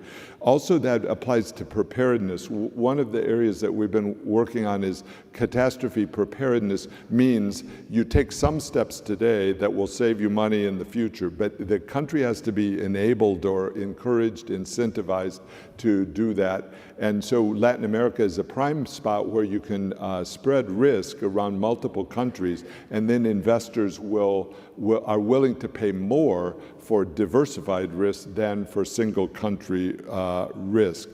And also, of course, our institutions scale by issuing bonds. So we are a giant, World Bank is a giant bond issuer, 60, 70, 80 billion dollars a year that is used as leverage for the projects. So from a scale standpoint, and one more point on that that's really important to the current debate is to do the de-risking or the blended finance that we are seeking. Concessionality ends up being at the core. So what you're doing, and it was very well explained, is you're trying to find ways that you can take risk, de-risk, reduce the risk of a given project, and then spread that risk. And concessionality becomes vital in that. World Bank has proposed a trust fund that would be for middle-income countries, very relevant to Latin America, that would have concessional money that then would help make energy transitions that are not directly profitable, but with some added resources could be attractive to the private sector. So there's all sorts of innovations or efforts going on, but the shortage that is still, we just had our spring meetings, IMF and World Bank spring meetings, and one of the loud signals from the donors is they don't want to look at concessional resources at this point in time because their own budgets are strained. So one of the complications, and at the heart of this complication is if you're talking about global public goods, but you don't want to add any money to the system, who is going to pay for the global public good that you're trying to create, whether that's marine plastic reduction, as we are working actively on, or it's greenhouse gas reduction, or it's adaptation. I mean, in a way, it's a global public good if you can have adaptation that helps people prepare for a hurricane, because otherwise what they do is become migrants after the hurricane, and that's a big challenge. So we're looking for ways to add concessional resources for middle-income countries into global public goods. That's a great idea, and very, very necessary. And Elon, I'm sure you agree with that, but you've also talked a lot about, you touched on climate change and the clean energy transition. This costs billions of dollars. Talk about your vision and maybe a little bit in the context of the things David just said. So let me start with agreeing with David. I think we have not yet solved the scale issue. We do know, and we have calculated the daunting task for climate, 1 trillion. If you include the structural issues in Latin America, the poverty, it adds up. So we know how much we need to do, but we have not yet figured out how we're going to scale it, how we're going to finance it. We can say, well, let's join effort. Yes, we join. Let's bundle with the private sector. Let's attract them. Yes. Let's de-risk, which basically means that we will transfer risk in a smart way so that you can bring more private capital. But there is a limit for all that. We need to make a calculation and say how much risk you can transfer, how much concessional money you can get so that you can help these transfers of risks. All of that needs to have a very clear figure so that we have a consistent plan for the future. I don't think we have it yet, but we are working. I think generally we are working on that. Part of the work is, yes, the innovations. In Latin America, because part of Latin America is financially advanced, and we can use the history with all the hyperinflation and all of that, need for a lot of financial. And when you look now, the innovations are coming from Latin America, coming with the IDB, part of it. The first debt to nature swap with the Barbados, we helped. The first sustainability-linked bond with Uruguay, where you can get lower cost if you reach your targets, climate targets, is there, so we can try to scale. They're all innovations that we can. There are a lot of countries coming to us and saying, I like the debt to nature swap, debt to climate swap. And I was thinking about it, why is the demand so large? Well, we have high debt and high demand for climate issues. Those are very important marriage now. And are we going to be able to scale that? Let's see. But I think the innovation is there. And last but not least, vision. I think Latin America has for long been portrayed by ourselves as the problems, that we need help with our problems. I think we need to look at it in a different lens. I think Latin America could be part of the solution, of the global challenges. And think about just two of them, climate change. I don't see other regions that can contribute more with clean energy. We already have one of the largest contributions from clean energy in the region. If you do it correctly, if you give the right incentives, you can generate actually export of that. So you can be part of the solution. Think about lithium for electric cars. We produce in Latin America 2/3 of the lithium. So again, it looks like the initial conditions are there for Latin America not be part of the problem, but to be part of the solution. And in order to do that, you need to invest and have a clear vision. Food security. Latin America exports 40% of the export of commodities is in Latin America. If you do it correctly, you can multiply the amount of food you produce by 8 times. That's our research people have done. So also in terms of food security, Latin America is going to be part of the solution. Today, as you all know, poverty, food insecurity is a major issue. So I am sorry to end this very interesting conversation, but Eric's giving me the evil eye over there. And so I want to thank David, Elon, and I hope we can continue this conversation because this is a very, very important conversation. And I'm glad you got the last word in about Latin America being part of the solution, because I think we at the Council all believe that. and want to work with both of you, both institutions, to try to make that a reality. Thank you so much for joining us today.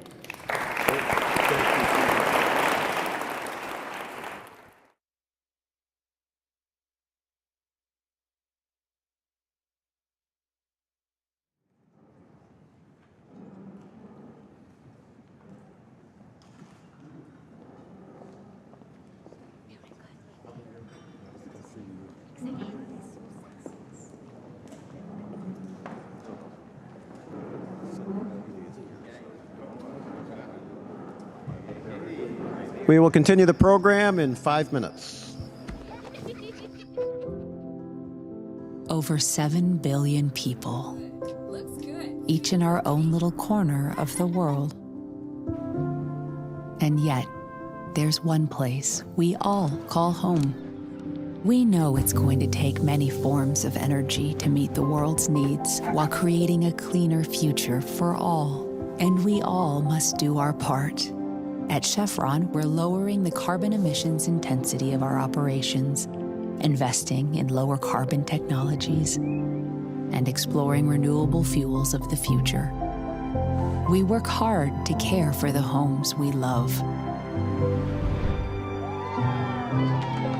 But it's only human to protect the one we share.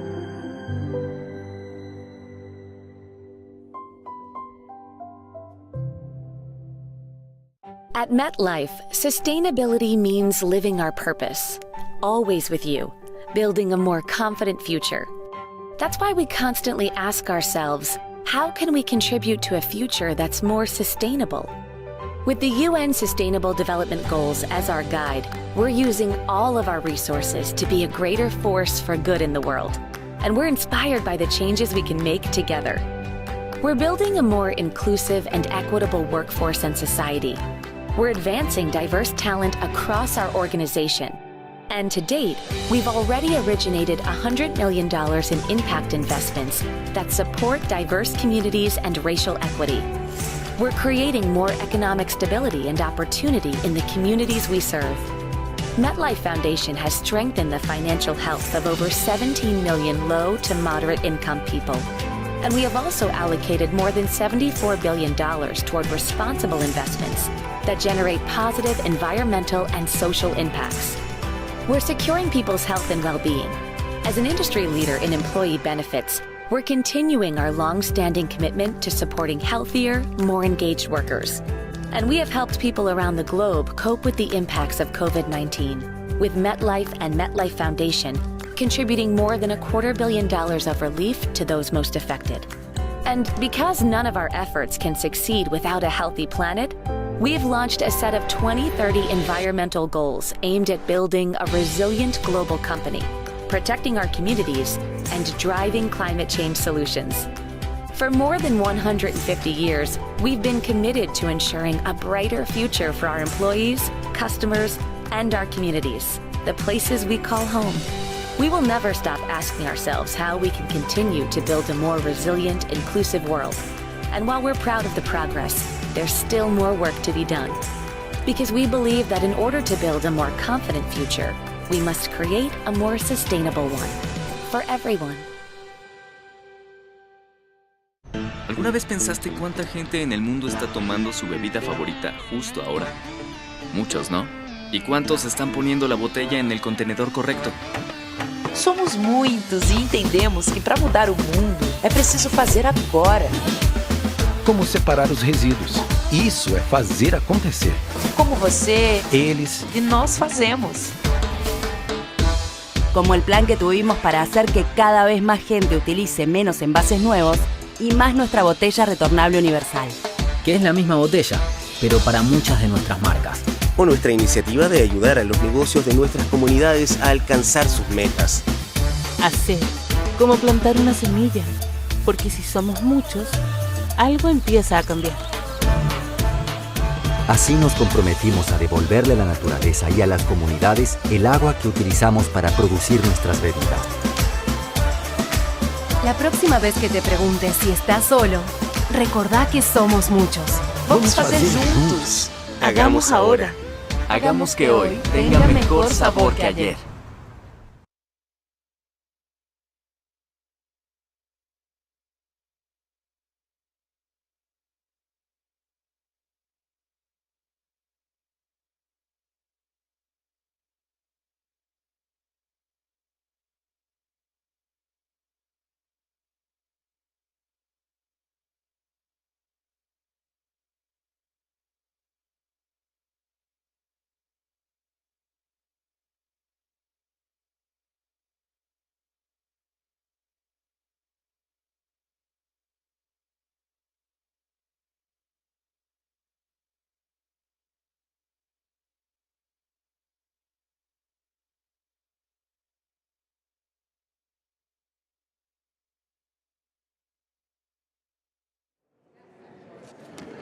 Ladies and gentlemen, please take your seats and we'll continue the program.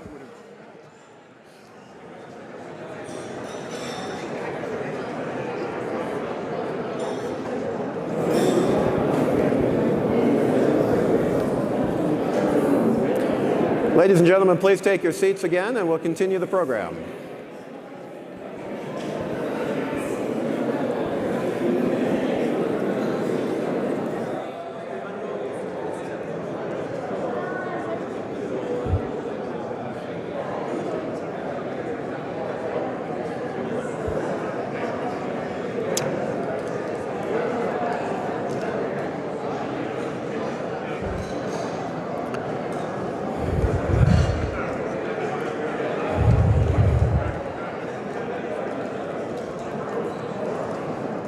Ladies and gentlemen, once again, please take your seats and we'll continue the program.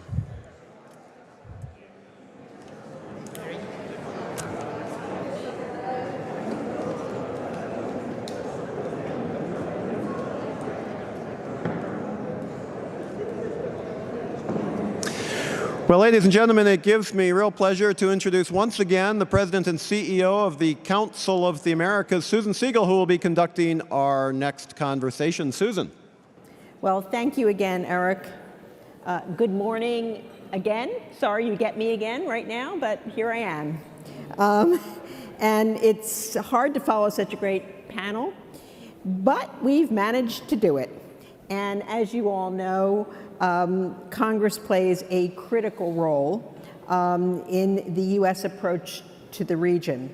So we've arranged to have one of the true foreign policy experts in the Senate, Bill Hagerty, who will join us to talk about how he and his colleagues in the United States Senate actually view the region. When Senator Hagerty spoke to us last year, I noted that he embodies what the Council of the Americas stands for, bringing expertise of the private sector and government together to strengthen democracy and prosperity. I won't go into detail with his bio because you can all read his bio, but I would like to just highlight his experience and his long-time commitment to public service at every level of government. And Senator Hagerty, that is so hard to find such a commitment to public service today. So thank you very much, and congratulations. So let's dive right into our discussion. You were lucky enough to travel to Chile, Colombia, and Uruguay just recently. Yes. I think I missed you by about a week. Yes. What are your takeaways from the trip, and in what areas would you consider the U.S. support to be the most pressing? One, just to take a quick step back. When I came into the United States Senate a little over 2 years ago, joined the Foreign Relations Committee, I made it an important point to focus on the Western Hemisphere. This is a critical area for America, for our strategic position in the world, and it's an area where I think there's tremendous opportunity. It's also an area where I think, you've all heard this before, where we are missing opportunities time and again because we could be more present. And one thing that came through to me very clear, Susan, on that trip, is that the leader of every country was clear to me that America would be the partner of choice, that we would certainly be the strategic partner, the economic partner of choice. We just need to continue to find opportunities to work together. And the countries there that we visited in Latin America are all trying to work their way out of a very challenging time. We've all suffered through the pandemic. Economic challenges are abundant, frankly, security challenges as well. Crime is up across the way. You think about the destabilization in Venezuela, 7 million people in a diaspora across the continent there that are trying to find their way to different places. It's placing inordinate burdens on our partners in South America. And so what came to me very clearly was that the United States is the partner of choice. We have great opportunities right before us, but we've got to seize on those opportunities. And to the extent we don't, and I think this has become a growing concern here in Washington and throughout Latin America, to the extent that we aren't there, China will be. And so how can we be there? What can we do to move the agenda forward? Because I agree with your assessment. Latin America wants more investment from the United States, wants more engagement Indeed. with the United States. I might take you to a conversation. Again, I was in Chile, Uruguay, and in Colombia. I met with the presidents of each of those countries, but I'll start with Colombia because that was one of the most interesting conversations that I had with President Petro there. We spent a little over 3 hours in that conversation talking about the challenges that Colombia is facing and how to move forward. Most of our conversation focused on rural economic development. And I think a number of you know I'm from Tennessee. What you may not know is that I grew up raising cattle and pigs. We had a small farm. We also had a cash crop on that farm called tobacco. And our state had to transition from that key cash crop to a state that had a different economic engine. We had to create an environment in Tennessee that allowed us to move to a strong manufacturing economy. It didn't happen overnight. But the elements for our success had to do with creating an environment in Tennessee that's conducive to capital investment.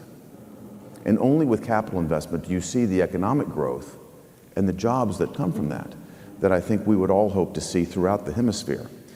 Tennessee has another unique advantage because I think energy security is on the top of everyone's mind. Tennessee has something called the Tennessee Valley Authority. A number of you probably have heard of this. It's the largest utility in America. The Tennessee Valley Authority is a huge source of competitive advantage for our state because we're able to deliver stable, reliable, and affordable energy to manufacturing firms, to industrial firms across the state. That strategy, though, did not happen overnight. The TVA didn't leapfrog to alternative energy. Sure. The TVA has an all-of-the-above strategy. And so going back to our example in Colombia, President Petro ran on a green energy platform, and many of the things he says are the things that you'll hear here in Washington as well. But he's got a broad chasm to cover right now. He has plentiful coal and oil in his nation. That's a source of competitive advantage. We should be finding a way to work with Colombia so that they can leverage their competitive advantage. We have technologies that will make the utilization of those natural resources far cleaner than the technologies that might come from, say, China. So an all-of-the-above strategy, I think, can make a real difference. If you look back to my home state of Tennessee, we had rolling blackouts in Tennessee just this winter. We had a very severe bout of cold weather. And Tennessee was able to fire up what they call fossil plants, coal-fired plants, because coal can be stored.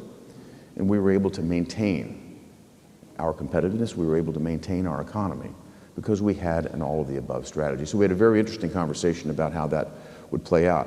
And from a basic economic perspective, the rule of law, creating certainty, and making your nation and your economy attractive to capital investment is a critical ingredient. Mm-hmm. And I think that can be done, and I think the United States can play a great role in that. And do you think the United States can help stabilize some of the Latin American countries from a rule of law perspective and help guide the kinds of laws that would help create more investment? I think it's up to us as leaders to try to facilitate that. I think what you're doing right here, conveying this message, is absolutely critical and can be very helpful. The other thing is to look at joint opportunities as a motivator. Right. There's the carrot and the stick approach. And I think that if you look at it from an incentive standpoint, which is the way I look at the world, I'm a businessman my entire career. If you can align incentives, you can achieve the desired result.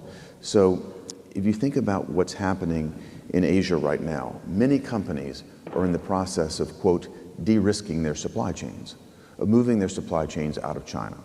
This has been going on since 2017. It's accelerated tremendously through the pandemic because I think many boards of directors realized there was a risk associated with having their supply chains spread all over the world, and particularly to have them spread through countries that may not have our best interests at heart. So there's a process right now underway of reshoring industry back to America. We are the largest market in the world. Companies are bringing their product lines, they're bringing supply chains back to America. But to the extent that those supply chains aren't coming back to America, wouldn't we rather have them in this hemisphere? Wouldn't we rather nearshore them? I use the term friendshoring, but finding ways to work together to bring those supply chains closer to home.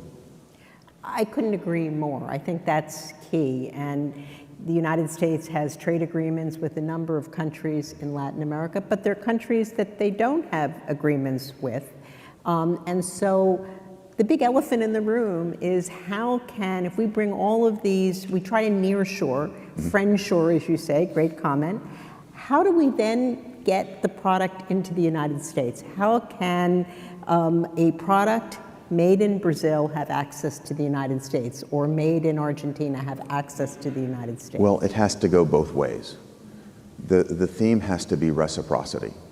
And I am fortunate to have been at the point of the spear in terms of setting the groundwork and being a part of the negotiating team for the last free trade agreement the United States did. That was the U.S.-Japan free trade agreement. Embedded in that also is a very high stakes, a very high standard, I should say, digital trade agreement. Okay. It took 2 years to get that done and a great deal of work. These are not easy to do, but the result of the free trade agreement that we struck with Japan opens the Japanese market to American goods as well as opening our market. It facilitates the greater free flow of trade. If you look at the impact of the trade agreements that we have in place, take Chile, for example. In the year 2000, we opened a free trade agreement with Chile. Our volume of trade with Chile, both ways, has quadrupled in the 20 years from 2000 to 2020. That's good for both of our nations. Absolutely. And I think the closer we bring our economic ties, the stronger our strategic ties will be as well. So you mentioned China. And China, as you know, is all over the region. They're investing, they are lending money. Just last week, the Argentines had to use the swap line, as we just discussed in the previous panel. How do we combat that? What do you think about that? What are the thoughts on the Hill about China's invasion of our hemisphere? As you rightly note, Susan, China's been very aggressive on every front. And they look at every element of competition, whether it's military competition, diplomatic competition, if you think about multilateral organizations where China is dramatically stepping up their presence and their numbers, but also economic competition has gone on for a very long time. And ever since China's accession to the WTO back in 2001, what we've seen is a very aggressive posture where we've had intellectual property theft that's been rampant. As a business person, I've suffered from this.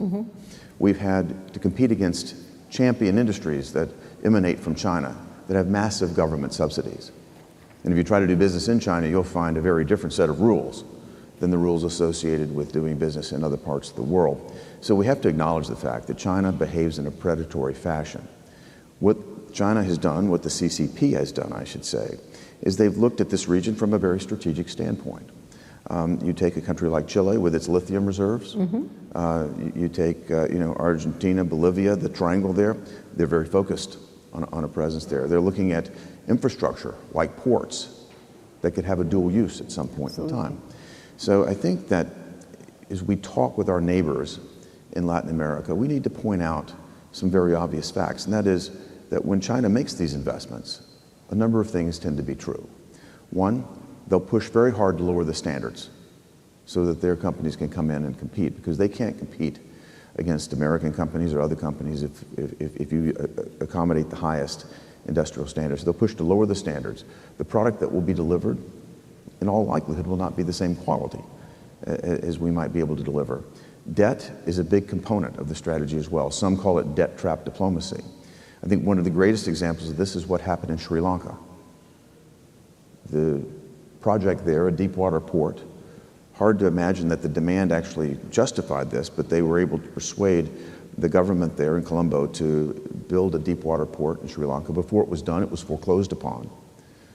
Now Chinese have spoken at the port. They operate under Chinese law. It's a deep water port on one of the busiest sea lanes in the world.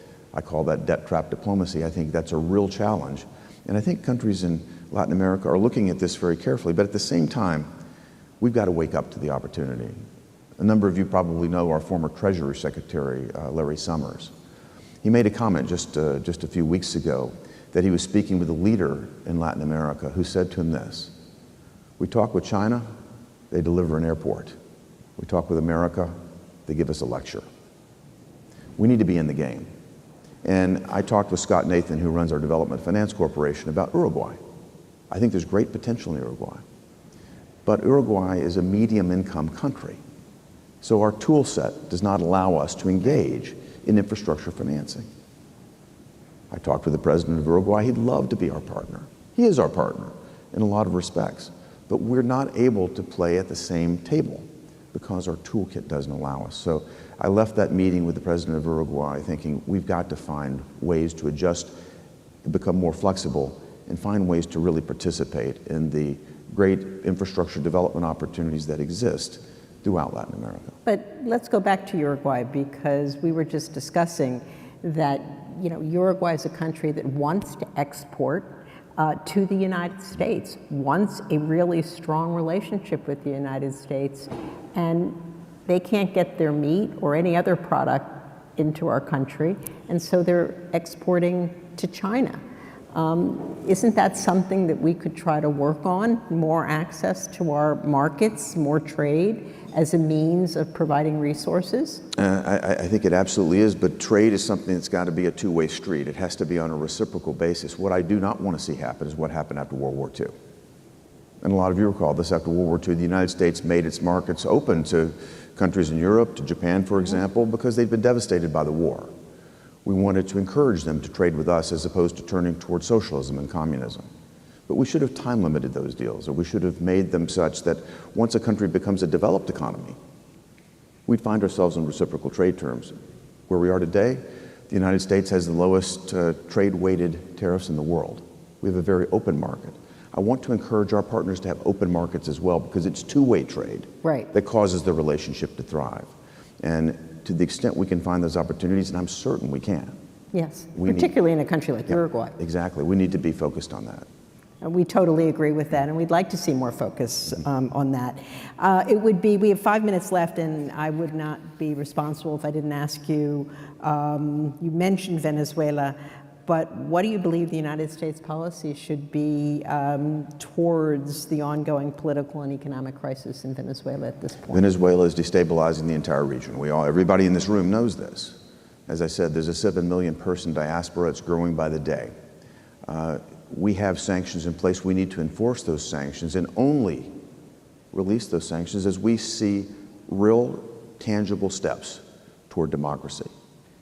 I think it's foolish to go in and just step back to release sanctions, to release all of our leverage without being very certain that we're going to get the response that we need.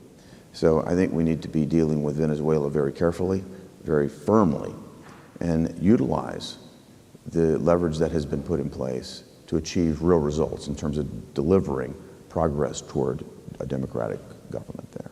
Thank you. Final question, or maybe final question. We just in the previous panel talked about how Latin America is part of the solution. Renewable energy, food, minerals, energy security. We talk a lot about that today, right here in our own hemisphere. How can we better leverage that and make that known, that Latin America isn't just a problem to the United States, it's part of the solution? I might take you back to to when I first arrived at the United States Senate in the spring of 2021. I actually took the first congressional delegation trip for the United States Senate that happened post-pandemic. Where did I go? Guatemala and Mexico. I met with the president of Guatemala there, President Giammattei, for about an hour and a half. We talked about his plan to try to help improve the situation in Guatemala. He's very frustrated by our policies at the border because it's causing a tremendous amount of national security challenges for him. People are moving through his country, he doesn't know who they are, and he's losing people to the cartels who are actively marketing and pulling nuclear families apart. But when we got around to talking about the economy, it turns out that they'd hired McKinsey & Company to come in and create a strategy for Guatemala. This is interesting. I'd love to see the McKinsey strategy. So the next day, the business community met, the equivalent of our U.S. Chamber of Commerce, met, and they presented the strategy to me that McKinsey had laid out to help them. It was an economic empowerment strategy. And what it looked for were ways precisely to partner and the different levers that could be used, whether it's adjusting definitions in some of the trade agreements, improving some of the structural impediments to trade, but also taking advantage of the inherent the inherent advantages that existed there in Guatemala in terms of human resources, natural resources, and where they might find alliance and partnership with America. I was very encouraged by that. In fact, I encouraged them to come here. We held a meeting up here after that. We need to keep finding ways to cooperate and collaborate.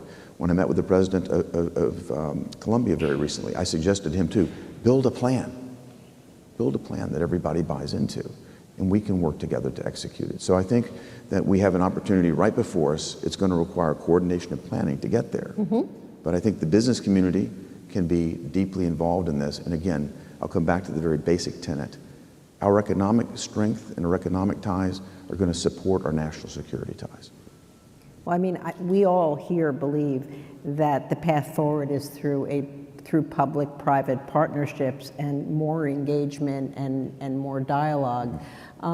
Do you see the same level of interest in the Senate as you have in Latin America? I do, and I'd say on a very bipartisan basis. The trip that you mentioned that I took down to Chile, to Uruguay, I went with our Senate Foreign Relations Committee Chairman, Bob Menendez, and Senator Kane. Both from the Democrat Party. I'm a Republican, but we see the issues and the opportunities, I think, in a very aligned fashion. And what we all want to see in the United States Senate is a deeper cooperation and deeper ties between our two nations. Again, as a business person, I look at it through an economic lens.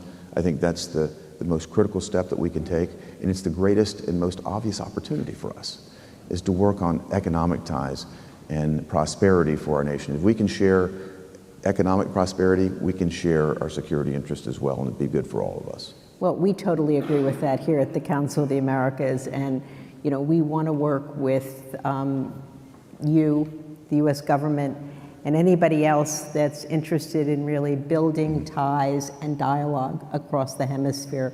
The opportunity is enormous. Indeed. And we thank you for your commitment, and we thank you for being here today. Susan, thank you for your leadership, and thanks to all of you. So many of my friends in the audience here, I appreciate what you do, and as someone who served as a diplomat in the past, I understand the challenges. Your country is counting on you. You're the very top diplomat if you're sitting in this room right now, and I very much appreciate everything that you do and the friendship and the partnership that you've presented. Thank you again. It's great. Thank you. Well, thank you, Senator. Thank you, Susan, for those terrific comments. Ladies and gentlemen, would you please turn your eyes now to the video screens for a special message from the President of Panama, Laurentino Cortizo Cohen, after which we will have a networking break and reconvene the program promptly at 11 o'clock. We do ask you to be in and seated at 11 o'clock so we can begin the program promptly at that point. For those joining us on live stream, please stay tuned during the break for special conference-related content. As well, please remain, all of you, with us at the end of our scheduled program at noon for the arrival of a very special guest who we are delighted now to be able to announce will be the former interim president of Venezuela, Juan Guaido. To the screens, please.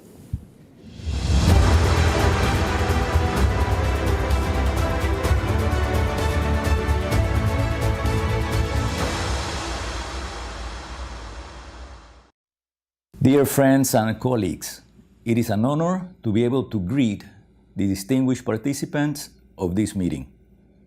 As the leader of one of the countries in the Americas, I am eager to support and collaborate with the nations that share our vision of what we must achieve as a region. Panama is always in favor of strengthening relations with all countries of our hemisphere, promoting collaboration and trade, and seeking opportunities for inclusive development for the benefit of our people. As President of the Republic of Panama, I am committed to promoting economic growth for human development, strengthening democracy, and the rule of law. Panama is one of the fastest growing countries in the region, registering last year a 10% increase in our gross domestic product. During our administration, we have established public policies to ensure that this economic growth contributes to the integral human development of Panamanians as a key factor in the fight against poverty and inequality. Our economic policy continues to prioritize social and public infrastructure investment to induce growth and expand public services, encouraging and stimulating domestic and foreign private investment as economic factors to generate employment and opportunities. Panama maintains its leadership in logistics, transportation, and financial services, taking advantage of our geographic position and the Panama Canal, which connects more than 180 maritime routes and 1,920 ports in 170 countries. Our logistic platform also includes our air connectivity as a gateway to Latin America, our hub of the Americas, connecting 90 destinations in 39 countries in the Americas, Europe, and Asia. Ladies and gentlemen, Panama's experience shows that democracy, a core pillar of our country, works when it's focused on the benefits of all. I want to express my gratitude for the contribution that you are making as leaders in our continent so that we can build a more prosperous and better region for all. I hope for the success of this conference and that the results that emerge from the discussions will be beneficial to all our countries. Thank you very much.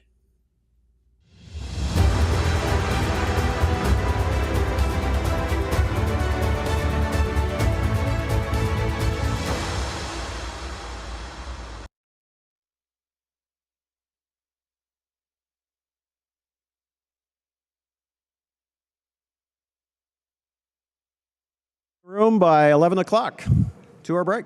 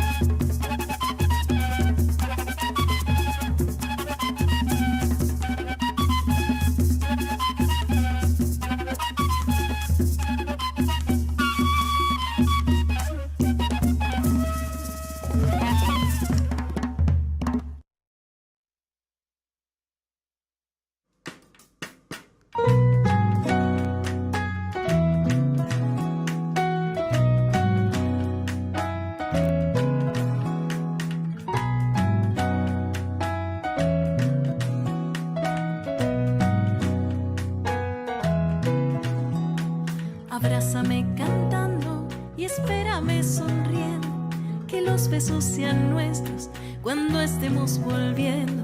Abrázame cantando y espérame sonriendo, porque hay besos guardados y suspiros creciendo. Abrázame cantando y espérame sonriendo, que las almas esperan con los brazos abiertos. Abrázame cantando.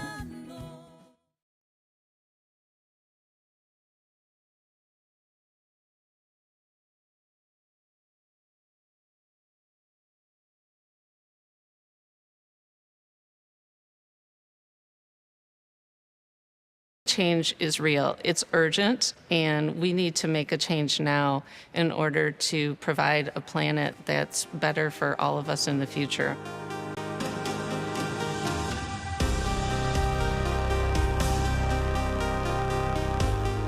Sustainability is really part of our culture. It's part of our every function in the company, whether it be the work that we're doing in design office with new materials that are more sustainable, or our work from product development. Corporations really need to be part of the solution, and at GM, we want to be part of that solution. So one of the things we've done within sustainability is we've set these big, bold goals that are far out in the future. And what we're finding is that in some cases we can do them much faster than we ever thought possible. We originally set a goal back in 2016 for achieving 100% renewable energy for our operations by 2050. And then just recently we announced that we were accelerating in the US to bring that goal up to 2025. We've made a commitment to be carbon neutral in our products and operations by 2040. We have plans in place to eliminate tailpipe emissions from our light-duty products by 2035.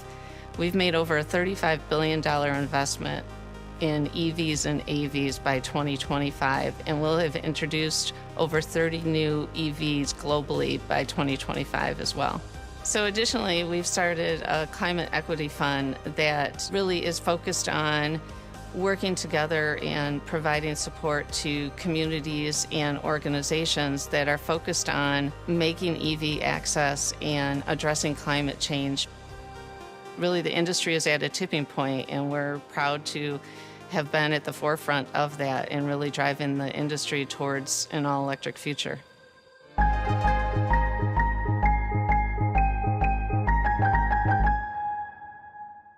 When people walk to grocery stores, fresh is the first thing they see. The freshness and quality of the products reflects the quality of the store. Consumers like to buy vegetables and fruit since they fit in a healthy lifestyle. One of the highest percentages of the total sale. The product people like most are bananas. And when they think of bananas, they'll think of our blue sticker. We brand our bananas since the 1950s.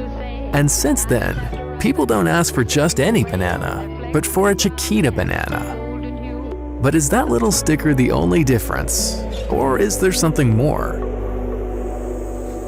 Over almost 150 years of history, we have learned, grown, developed, and gained expertise. Despite our age, the heart of the company is fresh. Chiquita leads with a reinvigorated vision and lots of new investments. Increasing owned farm production results in a better quality, more consistency, and better sized fruit. One thing has characterized our people throughout the years: commitment to improve. Striving to be the best in the industry. They are taking care of our sensitive products all the way to the customer. Because how they look reflects how much care they've gotten. With renovated containers, the bananas are brought to the right temperature of 14 degrees, so the bananas stay nice and green during the whole journey. Our multi-geographic sourcing strategy, vessels, and modernized ports guarantee reliability and efficiency.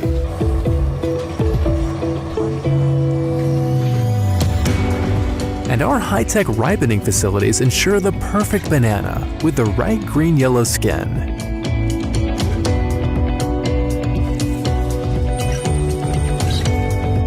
We are ready for a healthy and durable future. A future in which consumers more and more will choose for their health and for durability.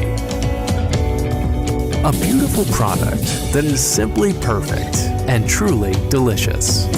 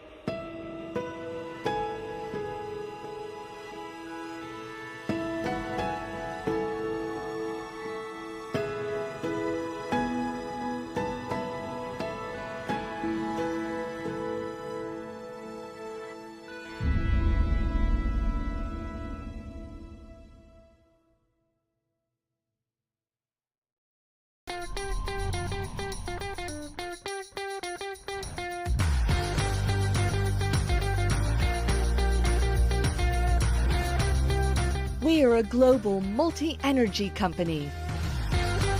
We offer products and services for the well-being of society.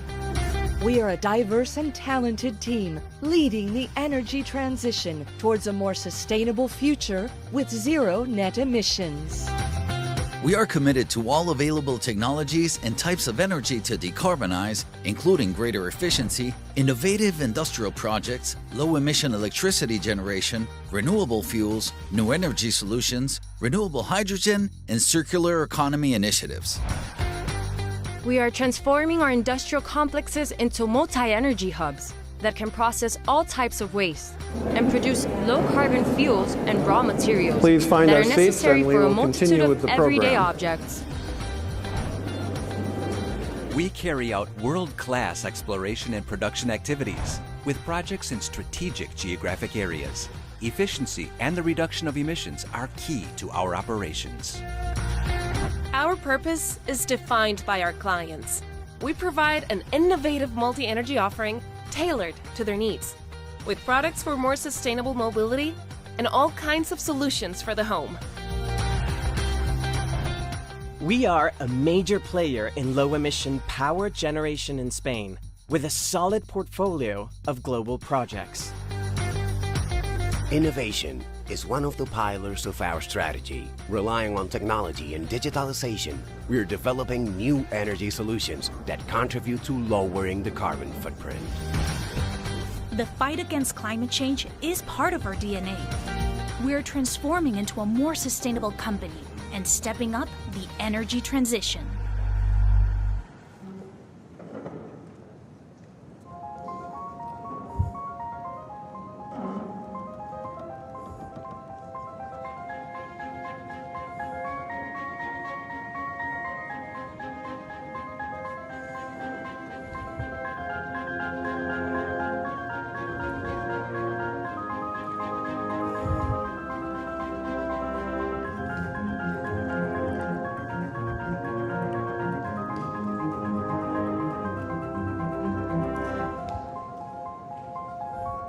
Thank you for your patience. We're just waiting for the signal for the webcast.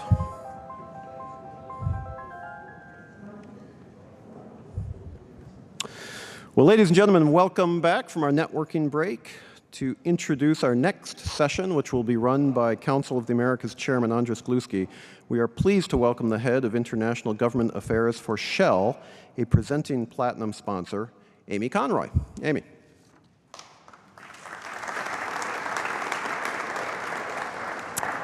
Good morning. It is my great pleasure to welcome Andres Gluski, Chairman of the Council of the Americas, and to introduce our next speaker, the Honorable David Turk, Deputy Secretary of the United States Department of Energy. David is the absolute perfect speaker to discuss the energy transition in the Western Hemisphere. Among his many roles, he has served at the State Department as Deputy Special Envoy for Climate Change, as a Senior Director at the National Security Council, and at the International Energy Agency as Deputy Executive Director. He clearly has dedicated his career to helping solve the world's energy challenges. His expertise on national security issues, as well as on climate and clean energy issues, uniquely positions him to advise not only the U.S. government, but governments around the world on maintaining energy security while racing to address climate challenges. As we look to the role the Western Hemisphere can play in this meaningful and complex transition, the focus on maintaining and expanding a mix of energy sources, stewarding our natural resources, concentrating our attention on climate change, all the while ensuring that our citizens in the Western Hemisphere have the energy that will allow them to thrive will not be easy. The policy challenges that our governments face as they juggle these priorities are enormous, and we know that getting it right will require all stakeholders, including governments, the private sector, and civil society to work together. Deputy Secretary Turk, thank you for being with us today. I can think of no one better to help us understand the challenges and the opportunities going forward. So I hope you enjoy this interview.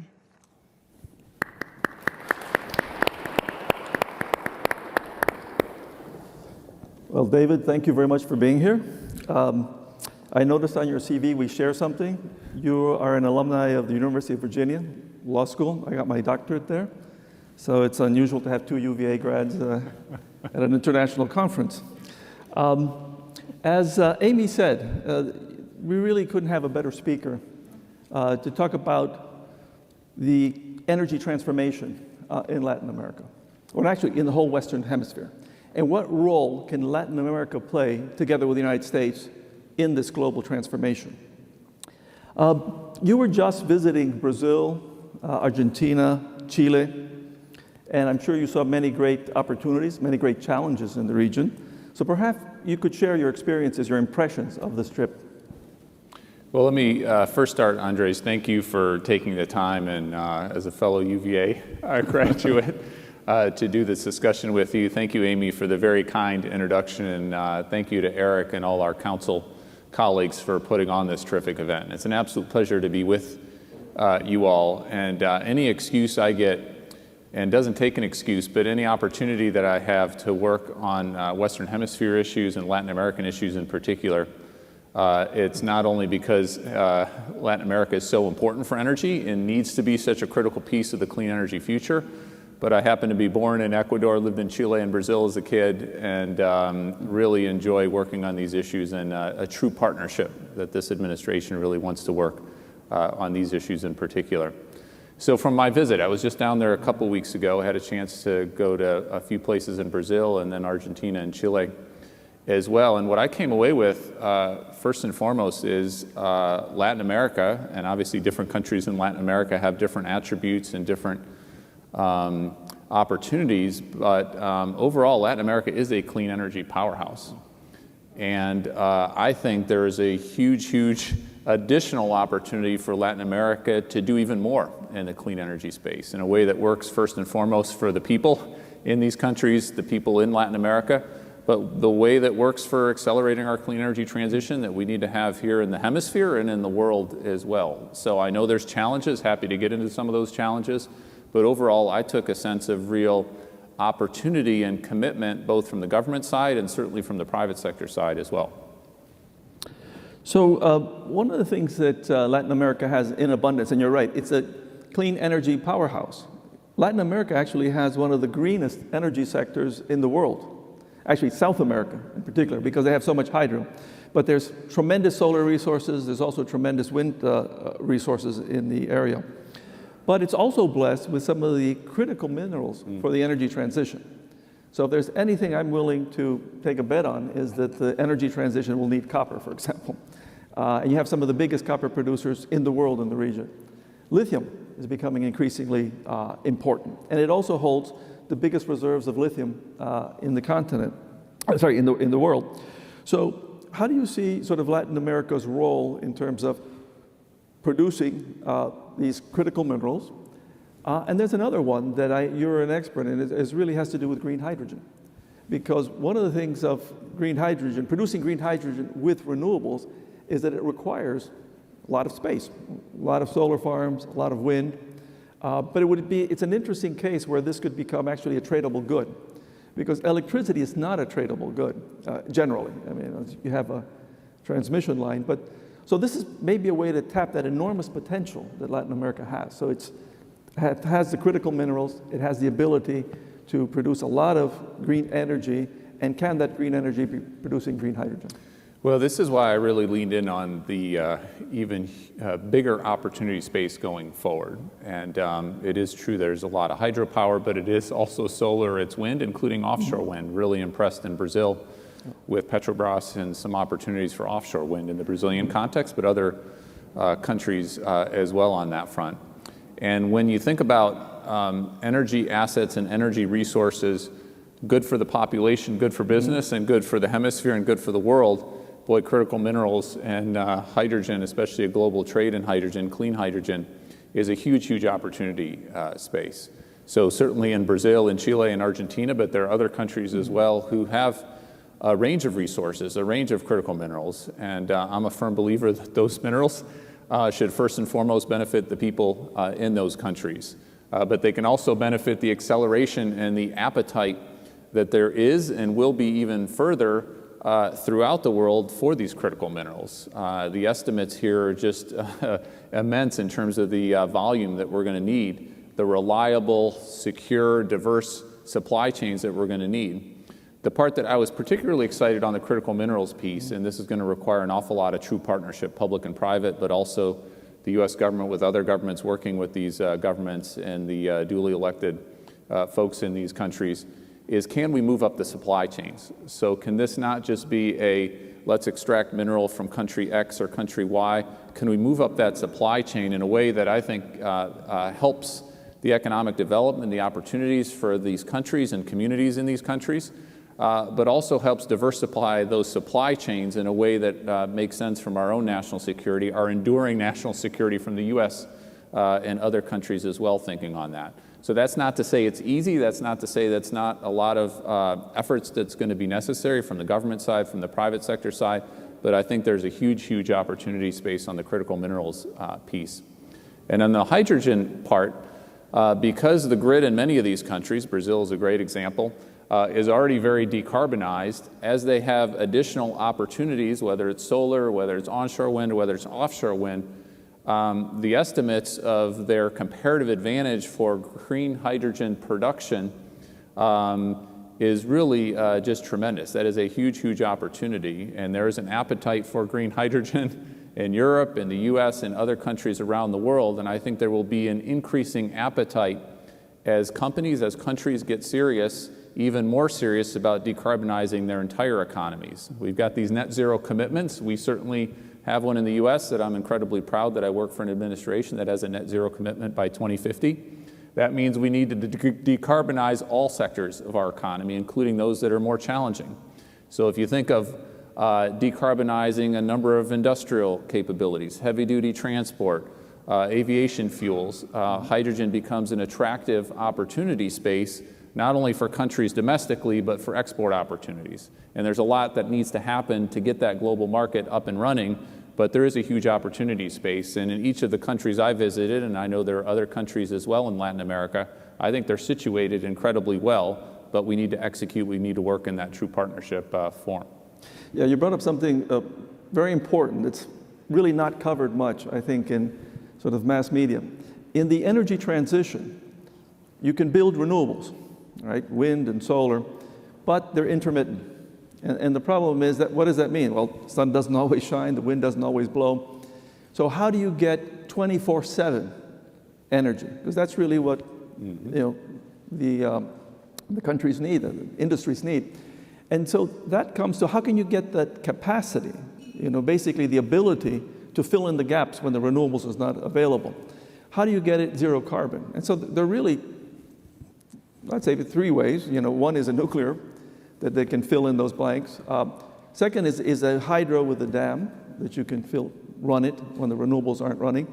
And the other one is really energy storage. And right now, the most promising and the most ubiquitous technology is lithium-ion batteries. And again, the biggest deposits in the world are Argentina, Bolivia, and Chile.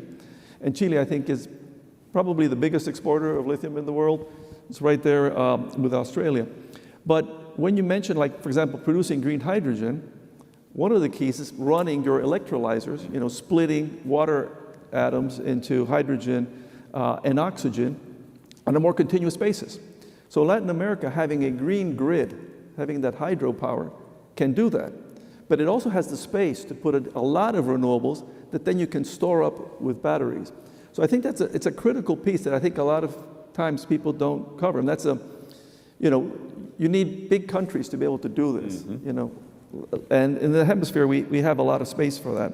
So I think that could make Latin America an important producer of green hydrogen and synthetic fuels for that. But you're going to need a lot of infrastructure. You're going to need specialized boats. You're going to need specialized ports, storage facilities. How do you see that sort of evolving? Because you'll also need them in the States. Yeah, so this is where I think there's a real true partnership opportunity, not only with the U.S. government, but with industry in a public-private way in Latin America. So for the hydrogen economy, the clean hydrogen economy to take off, and we've got a lot of hydrogen in the system more generally. It's just produced by natural gas and some from coal, but you don't get the carbon benefits, the decarbonization benefits from it. One, we've got to reduce costs. So we still have to reduce costs on the electrolyzer front. And we're spending a lot of money in the U.S. government. Others are spending a lot of money. We're actually spending $9.5 billion on a variety of hydrogen efforts here in the U.S. domestically. And that doesn't even count for the tax credit that we're also working on with IRS and Treasury to have a significant amount, up to $3 per kilogram tax credit. So you put $3 per kilogram tax credit production on hydrogen, $9.5 billion, including a significant amount of that to drive down electrolyzer costs, $8 billion of that to do hydrogen hubs in our country, which is a good way to get hydrogen, clean hydrogen in the system at scale, including the infrastructure piece. As we do that at scale, as Europe does it at scale, as Japan focuses on hydrogen, as other countries around the world focus on hydrogen, I think you're going to get those cost reductions. You're going to get a lot of lessons learned, including the system-wide lessons learned on that front. It is going to require a lot of investment in infrastructure in countries, including in Latin America, to take where you're producing that hydrogen from solar, from wind, other ways you can produce hydrogen, and get it to where you need to get it from. You also need to get the international trade mechanisms, both the standards piece, but also the actual mechanics of how that works. And I know there's some skepticism out there.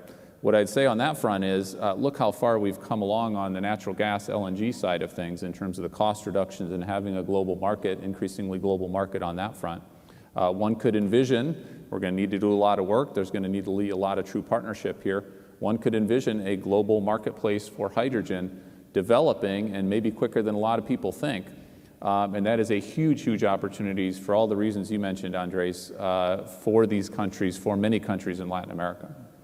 Yeah, I think that's, you mentioned some very important things. I think it's important to have a standard, common standard, what is green hydrogen, around the world, so it becomes a tradable good. And you raise the issue of LNG, how that market developed, and quite frankly, how the U.S. has become a major exporter of LNG, and how important that fuel is for the energy transition. Because another thing is, you can't snap your fingers and go from fossil fuel-based energy system to a renewable one. This is a transition. But the States has played a really key role in supplying, not only its friends and allies in Europe and in Asia, but also in Latin America, in supplying LNG to Latin America, which has been a reliable source in these very turbulent times. You mentioned elements of the Inflation Reduction Act, and I think that this is a very important policy towards really a commitment by part of the United States to be a leader in addressing global climate change. So maybe a little bit, I think you've mentioned how the U.S. can help drive down the costs of it. How other ways do you think sort of the Inflation Reduction Act can help the Western Hemisphere in its achieve its transformation to a green energy system?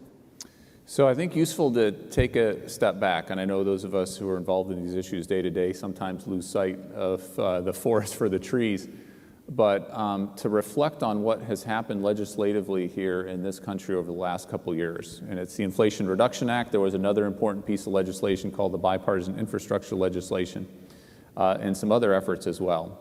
So what the IRA and these other bills have done is to enact the most transformative, the largest, the biggest impact climate clean energy legislation ever in the history of humanity. Not just in the history of the US, about 10-fold, 10 times bigger than anything we've done in the US, but the largest package of incentives and funding streams ever in the history of humanity. So just to give you a sense of scale and what we're talking about. The tax incentives, which get an awful lot of attention, and rightfully so. We've got a couple hundred of our DOE folks working with Treasury and IRS to get these tax incentives up, and the guidance out there on a whole range. The breadth of the tax incentives across the clean energy landscape is just immense. Most of these tax incentives are also 10 years. We've not had 10 years of certainty on tax incentives here in our country. We basically have a year or two, and then we've gone and had to get them extended. We've got that 10 years of certainty, which is a huge amount. There are estimates that this is $400 billion or so dollars. It could be even more than that. There's not a cap on the tax incentives, so if businesses, if others who are applicable or eligible for these tax credits apply and they qualify, it could be even bigger than that. But it's not just the tax incentives. There's an awful lot of other levers, other tools in the tool belt.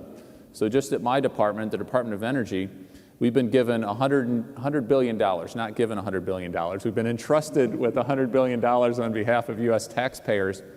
That's 70 different new programs, mostly cost competitions or competitive competitions that go out there for applicants. 50% cost share, 30% cost share. I mentioned the $8 billion in hydrogen hubs. There's an awful lot more money in cost competitive applications out there. That is a huge volume. This is a big economy. This is a very dynamic economy. When we do things at scale in this country, just like other countries, when they do things at scale, that's going to reduce costs on these clean energy technologies like never before. And so I think people are going to be pleasantly surprised at how much cheaper things are in the clean energy marketplace going forward. And when you reduce costs in one country, those cost reductions one way or another filter out and have a benefit globally in a way that I'm not sure people have internalized yet along those lines. It's also true that a lot of companies that are working in the U.S., whether they're U.S. companies or Latin American companies or other companies, also have significant assets and plans, and I don't need to tell you this, Andres, have huge opportunities elsewhere. And so if their bottom line, and they make a lot of money in the U.S. context, that helps their bottom line, that helps them lean in other countries as well. The third piece is the supply chain part. I think there's huge supply chain opportunities, not just for solar PV, not just for batteries, but in a whole range of parts of the clean energy economy that we're going to need to have diversified supply chains. We're going to need to have reliable supply chains with countries that are democracies and countries that have that political stability over a period of time. And when I look at all of those, I think there's huge opportunities, direct and indirect, for countries in the whole Western Hemisphere and certainly in Latin America. Yes, we had the ministers from Canada, from Costa Rica, and also talking that the supply chain, the U.S. will drive a supply chain becoming greener. And I think the benefits of the U.S. really leading the sort of technology innovation, which I think is key, because to get to a clean grid, we do need new technologies. We can get very far, but to get that final step.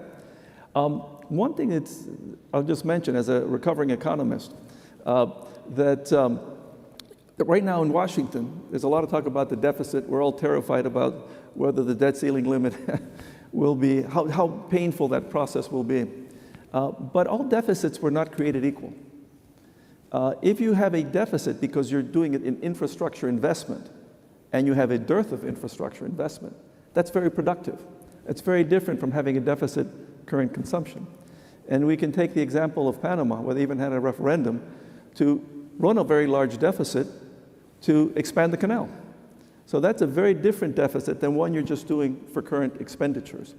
So I think that hopefully, this will continue. And I think that the U.S. setting the example of, for example, giving 10 years security for investors in green energy is very important. And that's at a very important, this conference has been very interesting because it's almost been like an energy conference this morning, given how central the topic has become. And one of the topics that came out is the importance of sort of having certainty, of reducing the risks to promote private investment. So I think that, this is an example for the U.S. because for those who don't know, we used to have energy credits that were renovated on a yearly or bi-yearly basis. So you're making investments for a 40-year project, and you don't know, you think it's always been renewed, but 2 years the tax credit runs out. So I guess the last point, sort of to close, is how can we foment these public-private partnerships, in the countries themselves, but also across borders? Because this is really a global issue, and it's certainly a hemispheric issue that we're talking about. Yeah, so a few thoughts on that. One, I think you're right to reference the importance of infrastructure investment, and there is a significant role. I think there's a significant role for the government to play there, to have those kinds of investments that are important 5 years, 10 years, 15 years, and incredibly exciting to see the U.S. Doing that, certainly in the clean energy landscape, but with transportation and other infrastructure more generally as well. That's one point. Two, I think it's incredibly exciting, and this gets at the public-private partnership opportunity that we have in front of us. The fact that we've got government policy in the U.S. and other key countries ramped up at historic, unprecedented levels, I would say the levels we need to certainly tackle a challenge like climate change, where we've got to work at a pace and scale. If we're going to decarbonize by 2050, we've got to get working at it. That's 27 years from now that we've got to decarbonize across the board. And I think what legislation and leadership, like the IRA and the other pieces of legislation, what we're trying to do with the Department of Energy, is it allows not only political leaders, but it allows corporate leaders. And talking to our colleagues in the audience who are CEOs or leaders in their particular businesses, many companies, many countries have put out on the table net zero commitments, right? 2050 in most cases, in other cases around there as well.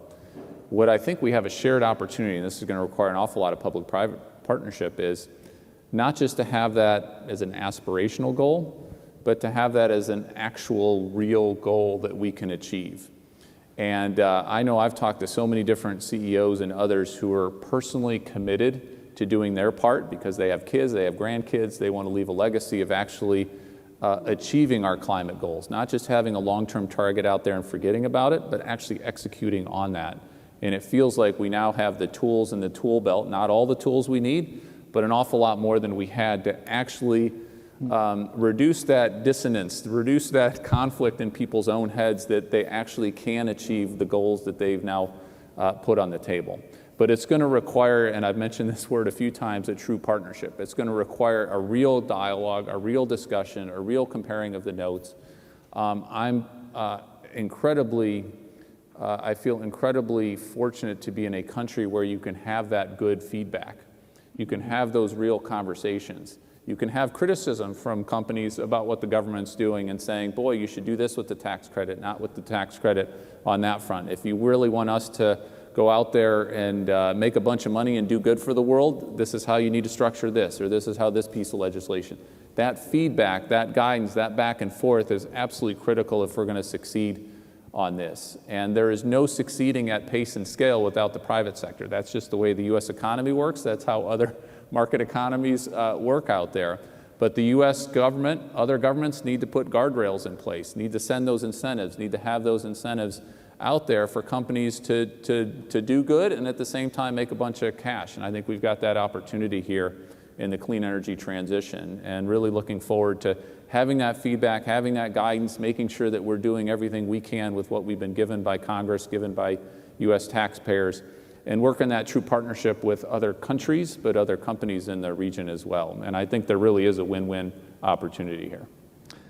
Well, certainly count me in as one of the CEOs who's worried about his grandkid and also wants to satisfy my shareholders. So that is music to my ears. Good. Well, David, thank you so much for sharing your thoughts and your experience with us. And I think, again, keep doing what you're doing. I think it's important, not only for the U.S., for the Hemisphere, but for the world. So thank you very much. Thank you all.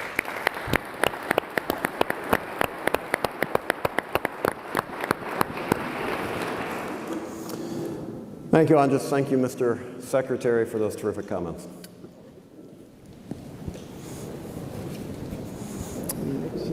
There we go. Yep. And as we're transitioning, we will begin again in 5 minutes. Thank you for patience. Please be ready to go in 5 minutes.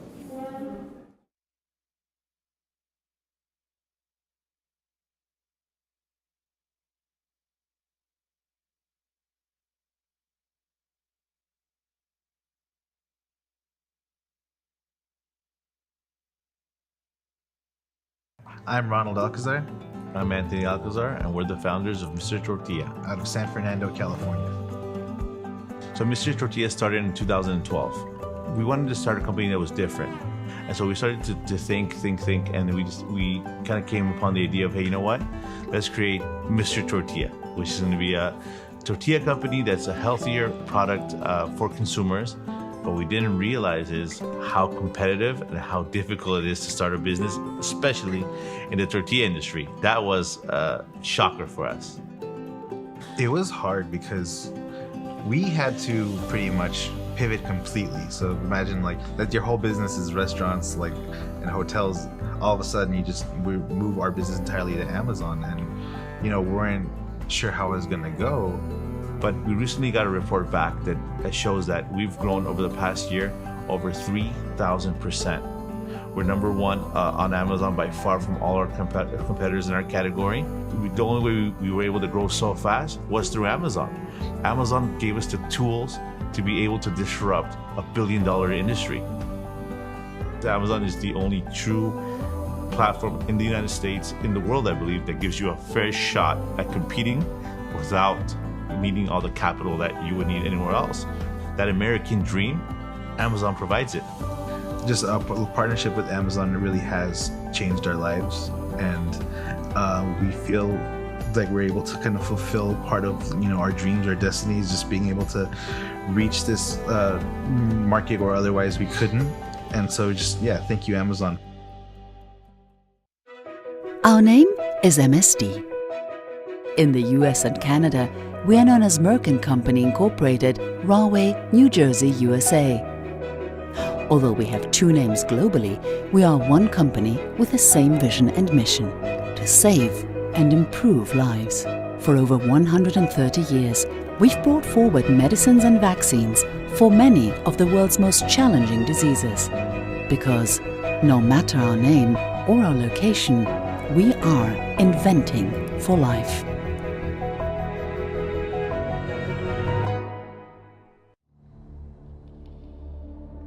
Where are we in our fight against climate change?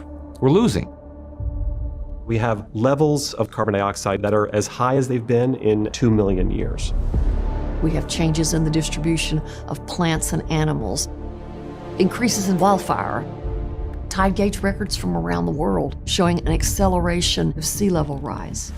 We are just now at a point where climate change is clearly impacting virtually every segment of our population. When you start to have that happen, it becomes clear that it's a call to action.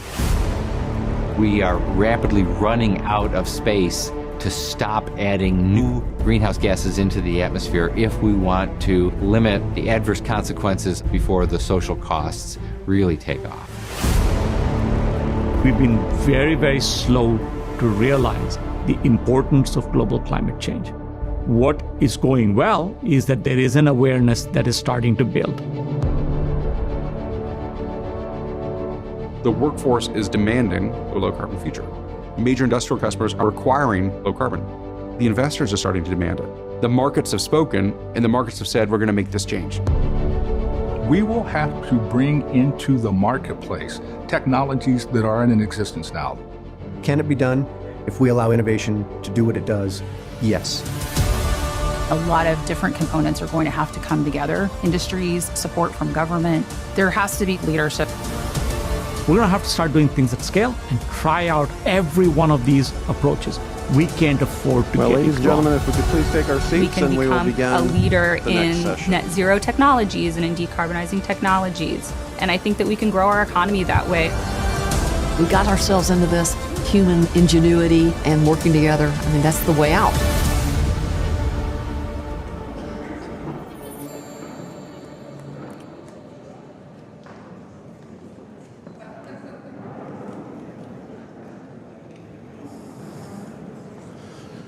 And once again, we're just awaiting the cue from the webcast or the live stream. Well, ladies and gentlemen, to introduce our next session, we are delighted to welcome the Vice President of Government Affairs for Chevron, a presenting platinum sponsor, Karen Knutson. Karen. Thank you all very much. I am very pleased on behalf of Chevron for the opportunity to introduce our next speaker, the USTR Ambassador Katherine Tai. Ambassador Tai's career in international economic diplomacy and public service has been beyond distinguished and reads like a roadmap to her current role. Yale undergrad, Harvard Law, clerkships in private practice, then off to the Hill, where she rose to the role of Chief Trade Counsel and Staff Director for the Trade Subcommittee on House Ways and Means. Then over to the office that she currently leads in various roles, including Chief Counsel for China Trade Enforcement, where she represented U.S. interests before the WTO. With a background like that, it is no wonder that she was unanimously confirmed by the Senate to serve on the President's cabinet in 2021.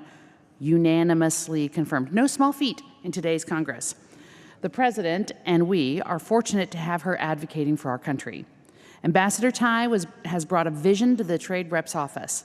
She works to ensure that trade and trade agreements benefit all of our citizens, that global trade flows contribute to our efforts to balance growth and protect the environment, and that the agreements that countries have signed are enforced so that the private sector and citizens have a greater confidence in the rule of law.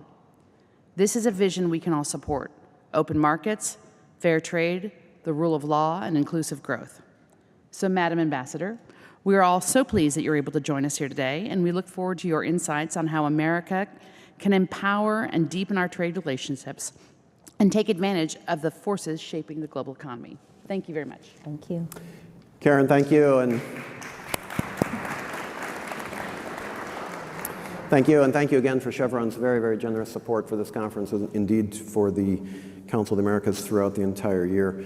I'm so very pleased to have the opportunity to run this conversation with the U.S. Trade Representative Ambassador Tai, who's been very well introduced. I do want to reemphasize something, though. Unanimously confirmed by the U.S. Senate, that's got to be a record in today's Washington, so you're doing something right. Well, thank you so much, Eric. It's delightful to be here with all of you. And I think that I had a conversation with you in a similar time of year 2 years ago. We did that purely virtually. And look at where we are today. This is really wonderful. Well, your memory is terrific. 2021 was the last time the ambassador joined us, and we had a great conversation then about your ambitions looking forward. And now we have a record of a couple of years to see how things have transpired and where we may be going. You have global responsibilities, obviously. There's some big questions out there broadly, but this is a Western Hemisphere conference. Question is, for you, where does the Western Hemisphere fit into your overall global vision? That's a fabulous question, and what a great place to be asking that question in this building, of all places. When we look at the rest of the world, I think that we have to be very conscious about where we are. And it's quite interesting as we push into the new frontiers of cyberspace and outer space. that so much of our reality, so much what defines our opportunity is still about geography and about where we sit in the world. And so I think that that is a foundational touchstone for thinking about the U.S. approach to international economic engagement with the Western Hemisphere. This is our home. And the countries in the Western Hemisphere, these are our neighbors. So I think that today in 2023, coming off of several years rocked by, discombobulated deeply by the pandemic and all of the supply chain disruptions that have opened our eyes to the fragility of the industrial linkages of the globalized world that we're in right now, we're bringing really a renewed focus to our place in our own region. And I do think that as we think about ways of building resilience into the global economy, that ensuring that there are more complete supply chains within regions is one way to build in that cushion or shock absorption when we inevitably come upon the next big crisis or shock, whether it's climate related, whether it's a natural disaster, whether it's because of a flare up in geopolitical tensions. So that is informing how we are thinking about our friends and our neighbors in our own region.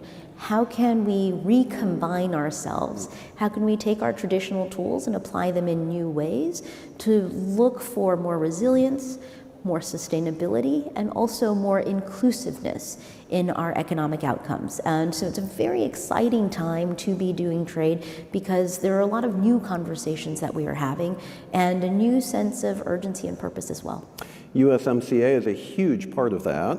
You personally are to be congratulated for your personal role in bringing that to fruition, as many others as well, but you played a very, very important role on a bipartisan basis. There's been a lot of conversation already this morning on USMCA. Let me ask you a two-parted question if I can. The first is we have to make sure that existing trade agreements work well, implementation, and I know you're focused on that. We'd love to hear about some of your work there. And the second part is a question you might anticipate from a Latin America-focused audience. Would you see USMCA at some point being an option for other countries in the region, or a model at least that could be contemplated elsewhere in the hemisphere? Great. Recall that when we were renegotiating the NAFTA, it was in, that effort started in 2017. So we were seeing some of the larger backlash against globalization really taking shape. So also remember that there were at least two purposes to the renegotiation of the NAFTA. The first one was to modernize. It was almost 25 years old. Our economies are different today than they were in the mid-1990s. But the other part, really important, was to remediate some parts of the NAFTA that had really come under criticism over time. And one of those was that the NAFTA, like a lot of our legacy trade policies, is built on a set of incentives that is meant to maximize cost efficiency.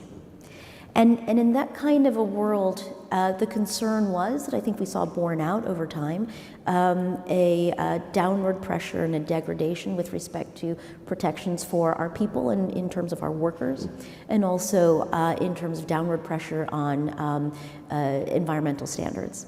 So really important parts of the USMCA were about finding ways to turn those narratives on their head. How could you have, nevertheless, this trade agreement binding together three economies that could be empowering workers, that could be trying to raise standards across the board, and also that could be tying our integrated industries more tightly together, how to address leakage. You see a lot of that in, for example, the autos rules of origin and innovation to try to recognize the integration between the three and then to reinforce that. Ensuring that this has meaning, is really, really important, and that's why our enforcement and implementation are at the top of our priorities in terms of our trade agenda. So that's with respect to ensuring that we use that labor-specific, facility-specific mechanism to help bring force to Mexico's own labor reforms. The case that we've brought against Canada now in its second iteration, once again, to realize that market access to Canada's dairy market that has been a source of friction for a very, very long time, and then also to use all of the tools in the USMCA to address the tensions that we see flaring up with respect to biotechnology trade and also the energy policies in Mexico, to ensure that the spirit of our partnership in North America is able to express itself within the policies that are important to each of us. So enforcement implementation at the very top of our list across the board. To your second question, in terms of would we expand the USMCA, let me put it to the crowd this way. Let's look at all of the innovations in the USMCA and understand that those were innovations that we had brought about in 2019 and 2020. Mm-hmm. And then since then, we have had the experience of the pandemic, and also now Russia's invasion of Ukraine, which have put more pressure on the basic components that go into everything in our world. Energy, which goes into all of this physical world, and also food and food insecurity, which is what the energy that goes into human beings and all of the things that we rely on for sustenance. So I think the way I'd look at it, and the task I would pose to everyone is, what are the innovations in USMCA that we can carry forward in looking at our other partnerships in the region, and to look at the regional potential, and focus less on the format of the FTA itself. We have more FTAs in this region than any other region in the world. And I think that the traditional trade agreement was something that we built out for our aspirations that predate the challenges that we're facing today.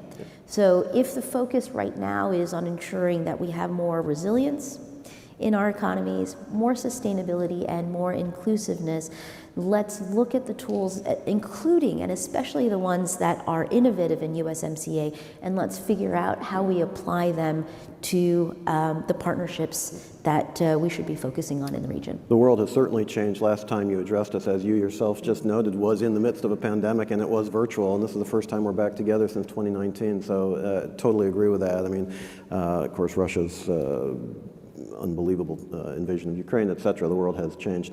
Let me bring in another topic that has been, of course, under discussion already in the course of this morning, which is cleaner energy. We just had a conversation with Deputy Secretary Turk, where he was talking about energy transition and the vast opportunities of the Western Hemisphere. Yes. And I just wonder, from the perspective of the trade agenda, yes, and the U.S. Trade Representative, yes, how can trade policy meaningfully advance the clean energy transition that I think all of us are seeking, and that Latin America and the Caribbean can play a meaningful role in? So I think that this example is one of the most powerful in illustrating the challenges that we're facing today. Talk about sustainability and resilience. What an opportunity there is in the midst of a challenge, right? And as you've seen with the Inflation Reduction Act here in the United States, we see that in order to move ourselves from where we are today to where we need to go, we need to have a vision for the transition, and we need to be ready to deploy the tools that we have as governments, to create incentives for the tools that the private sector has, that civil society has, to really align ourselves onto one team to realize this transition. Now, what I would say is, in a way, what we are doing and what we need is a really quite a powerful industrial policy.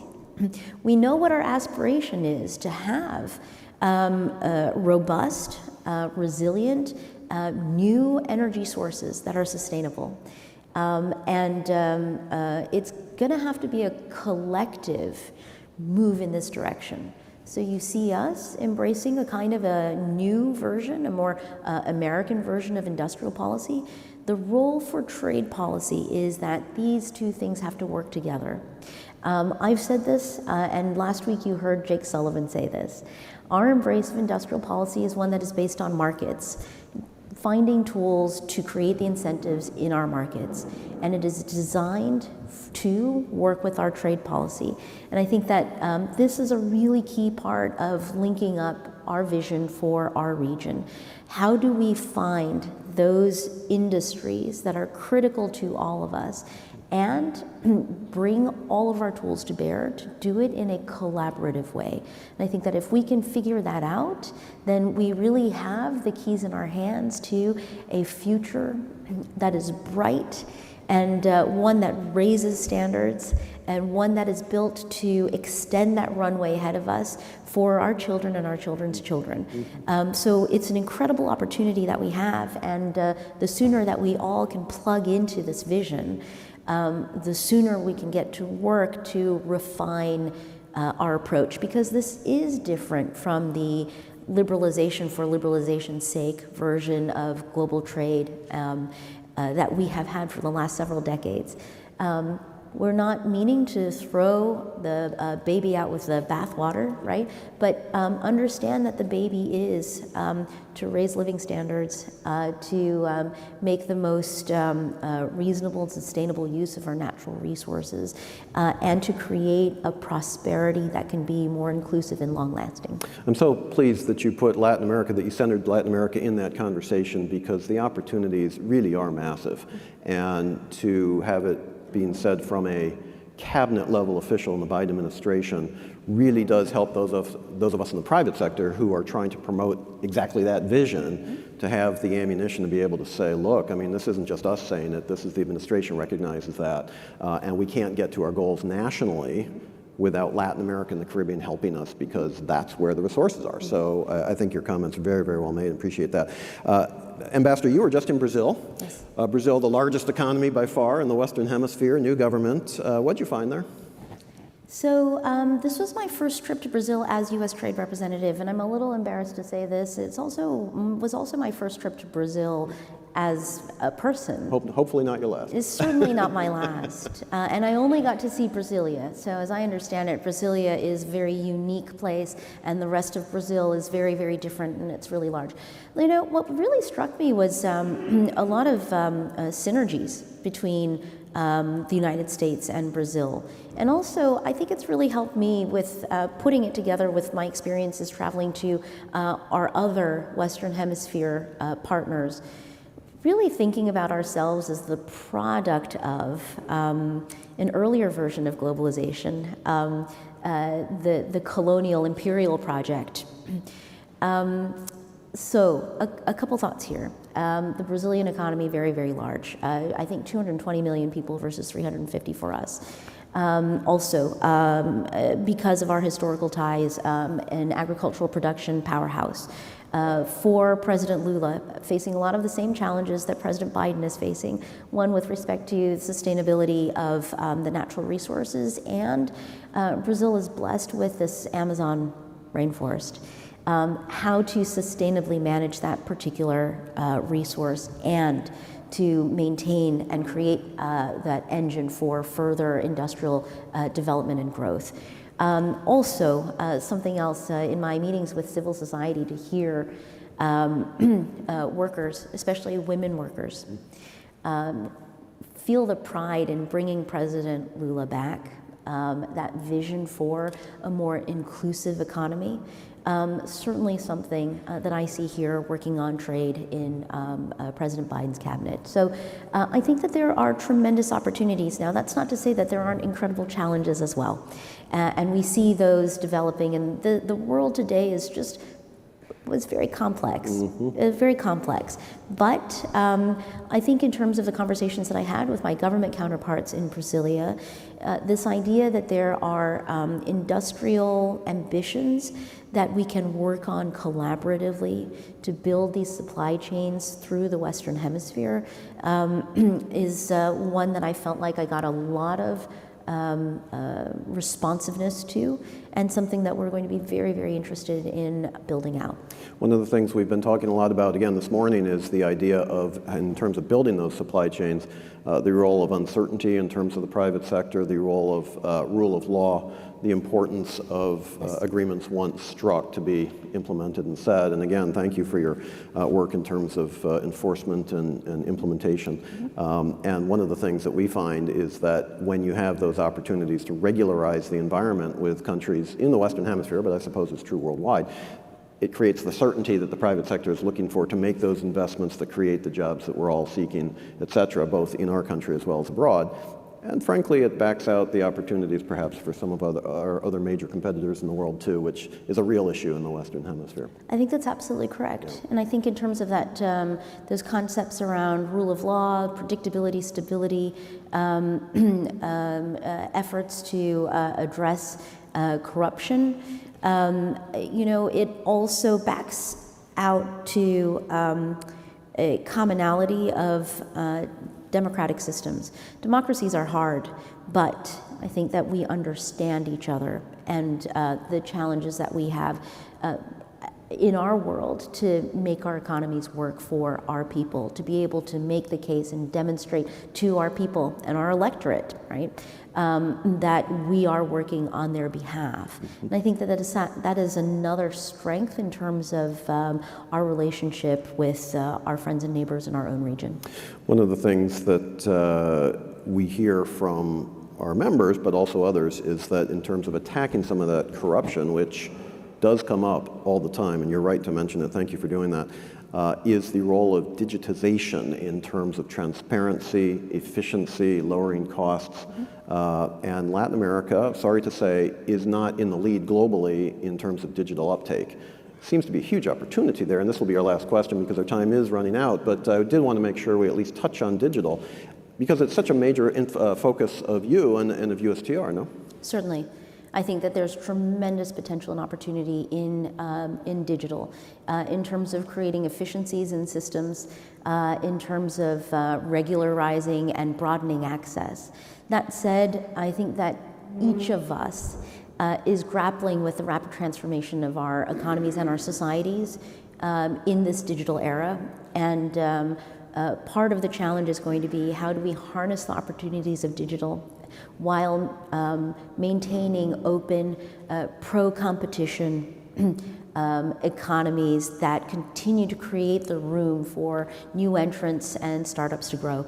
So I think that the challenges are many here, but it is really important for us in the international economic conversation to be engaging and to be knitting up our regulators and our policymakers and legislators at home so that we can all be having that conversation around where each of us judges the appropriate regulatory framework is going to be for the digital components of our economy, and how to ensure that as we move out in that legislative regulatory space, that our economies maintain their interoperability and compatibility. Boy, I wish we had twice as long as we have. We don't. That time flew by, as it always does, and we knew it would. Before we thank the ambassador for her presence here today, we would ask that for the last session you remain in your seats so that we can begin it right away, and then after that we will conclude the program for today. But with that, Ambassador, you have such a heart for Latin America, it's obvious, and we appreciate that. We want to help support that from the private sector perspective. If there's anything we can do from the council perspective, collectively or on behalf of the individual companies, I'm sure you've talked to most of them at some point and will again, but what a terrific pleasure to have you with us again. Ladies and gentlemen, would you please join me in thanking the ambassador for her presence here today. Thank you so much for having me. Thank you.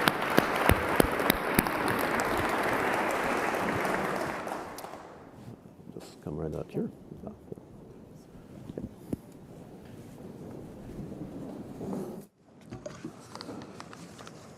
And I will be right back.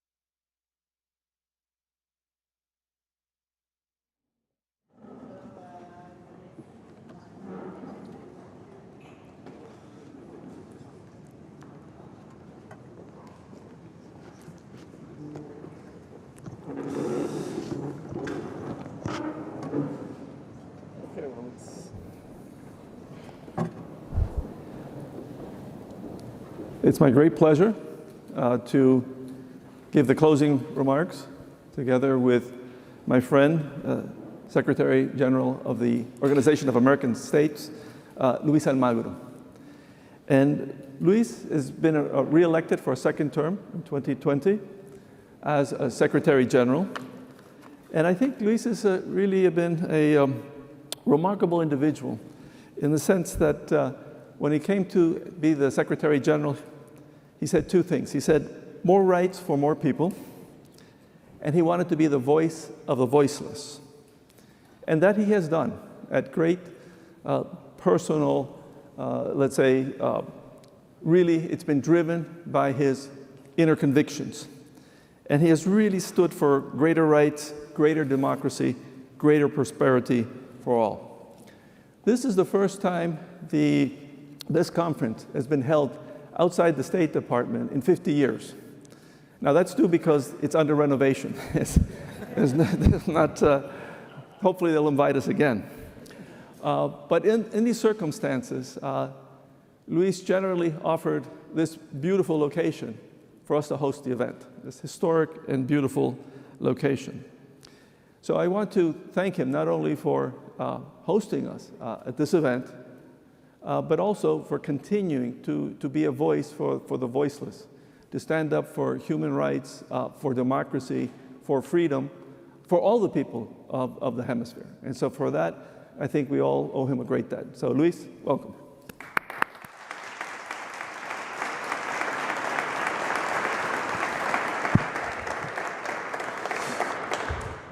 That was very generous, Andres. Thank you for your introduction. And welcome to the House of the Americas, the closing of the 53rd Annual Conference on the Americas, Opportunities and a New Global Reality. We have to remember, we have to educate ourselves with the past, but we have to think about the future most of the time. We need to know what to do, and we need to be able to move forward. This is set in a very historical building. On that side, you have the sponsors of yesterday. Behind this screen, it was our sponsor, the bust of Andrew Carnegie, who donated this building 26 April 1910. We have been here 113 years, 26th of April 1910. And Andrew Carnegie, he was the best and first Pan-Americanist. The future of what he thought, it was about bringing peace to the continent. And the word peace, pax, is in every corner of this building. We need peace. We need peace in order to create wealth. And wealth, once it's created, should be shared with peace. To build peace, and the reasons to build peace is to have better democracies, to have security, to be safer, to be more educated, to have better governance, to have better politics, to have better citizens. We need to keep our political discussion. It was said here that we need more dialogue in the hemisphere. We need a more integrated hemisphere.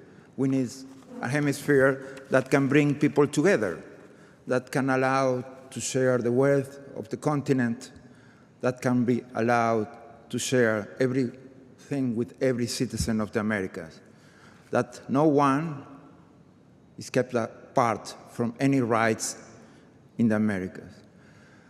How we can make it look more attractive, how countries should look more attractive. They have to have better democracies.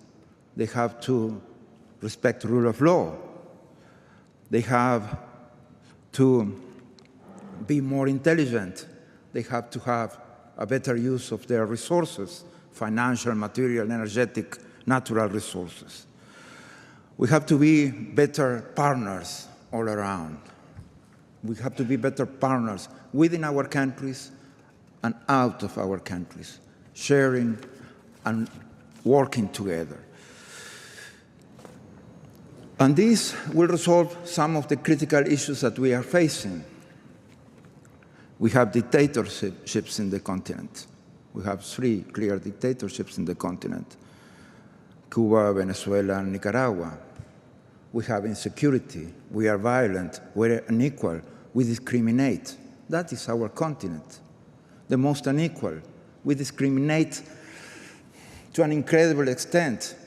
Very few countries, not even a dozen of countries, have approved, ratified the Convention Against Any Form of Discrimination that was approved long ago. That means a lot. Why are we at that point? Migration. Why we have migrants all around. Why we have crisis of migrants all around. Because of the dictatorships, because of insecurity, because of poverty, because of violence. So it is quite clear that we are not doing enough to share our wealth, to share our intelligence, to share our resources, to be fair with our people of every kind. We are not able to integrate in modern free trade agreements, and that is a challenge that we have ahead. It is clear that we must tackle the climate crisis, and it is clear that the dark clouds of politics shouldn't prevail, and shouldn't we allow them to prevail, ever. There are some verses of Borges that I like very much, and they say, entre las cosas hay una de la que nadie se arrepiente, y esa cosa es haber sido valiente. And in that sense, for a brave person, I want to recognize here the presence of President Juan Guaidó, former president of Venezuela, who happened to be a brave politician who faced a dictatorship in the same postal code, facing the challenges, facing a dictatorship that is famous all around because of its crimes against humanity, because torturing people, because having people in prison, because extrajudicial executions. And we can never be wrong in the sense that there was a president in Venezuela that faced all that within Venezuela. Thank you, Juan, for everything that you have done.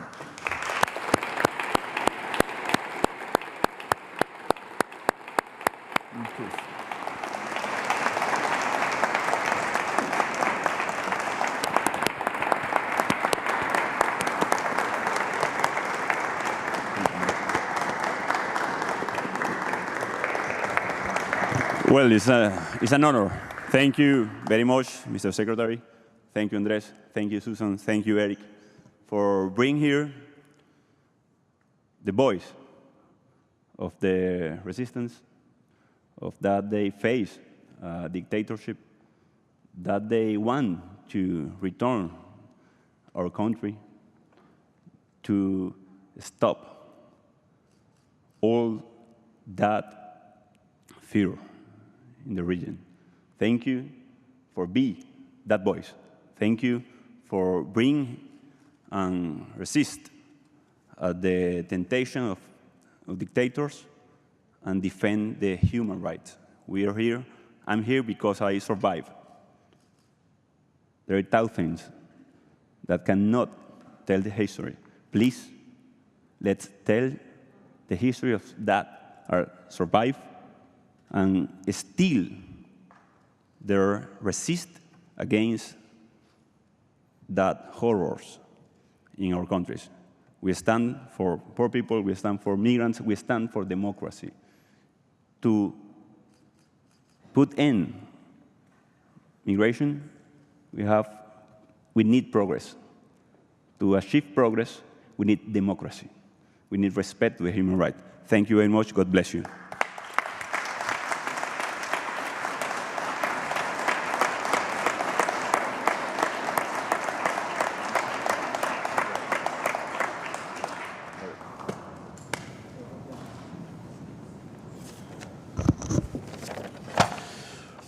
Well, ladies and gentlemen, what a way to conclude the 53rd Annual Washington Conference on the Americas, huh? It's been an amazing day.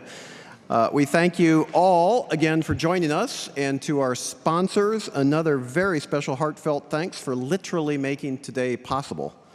We're looking forward to seeing all of you again very soon, and often, hopefully, at the Council of the Americas here in Washington or Miami or New York or somewhere on the Inter-American Highway. With that in mind, we appreciate each of you, and we bid each of you to have a terrific day. Thanks again for all you do with us. We look forward to seeing you again very soon.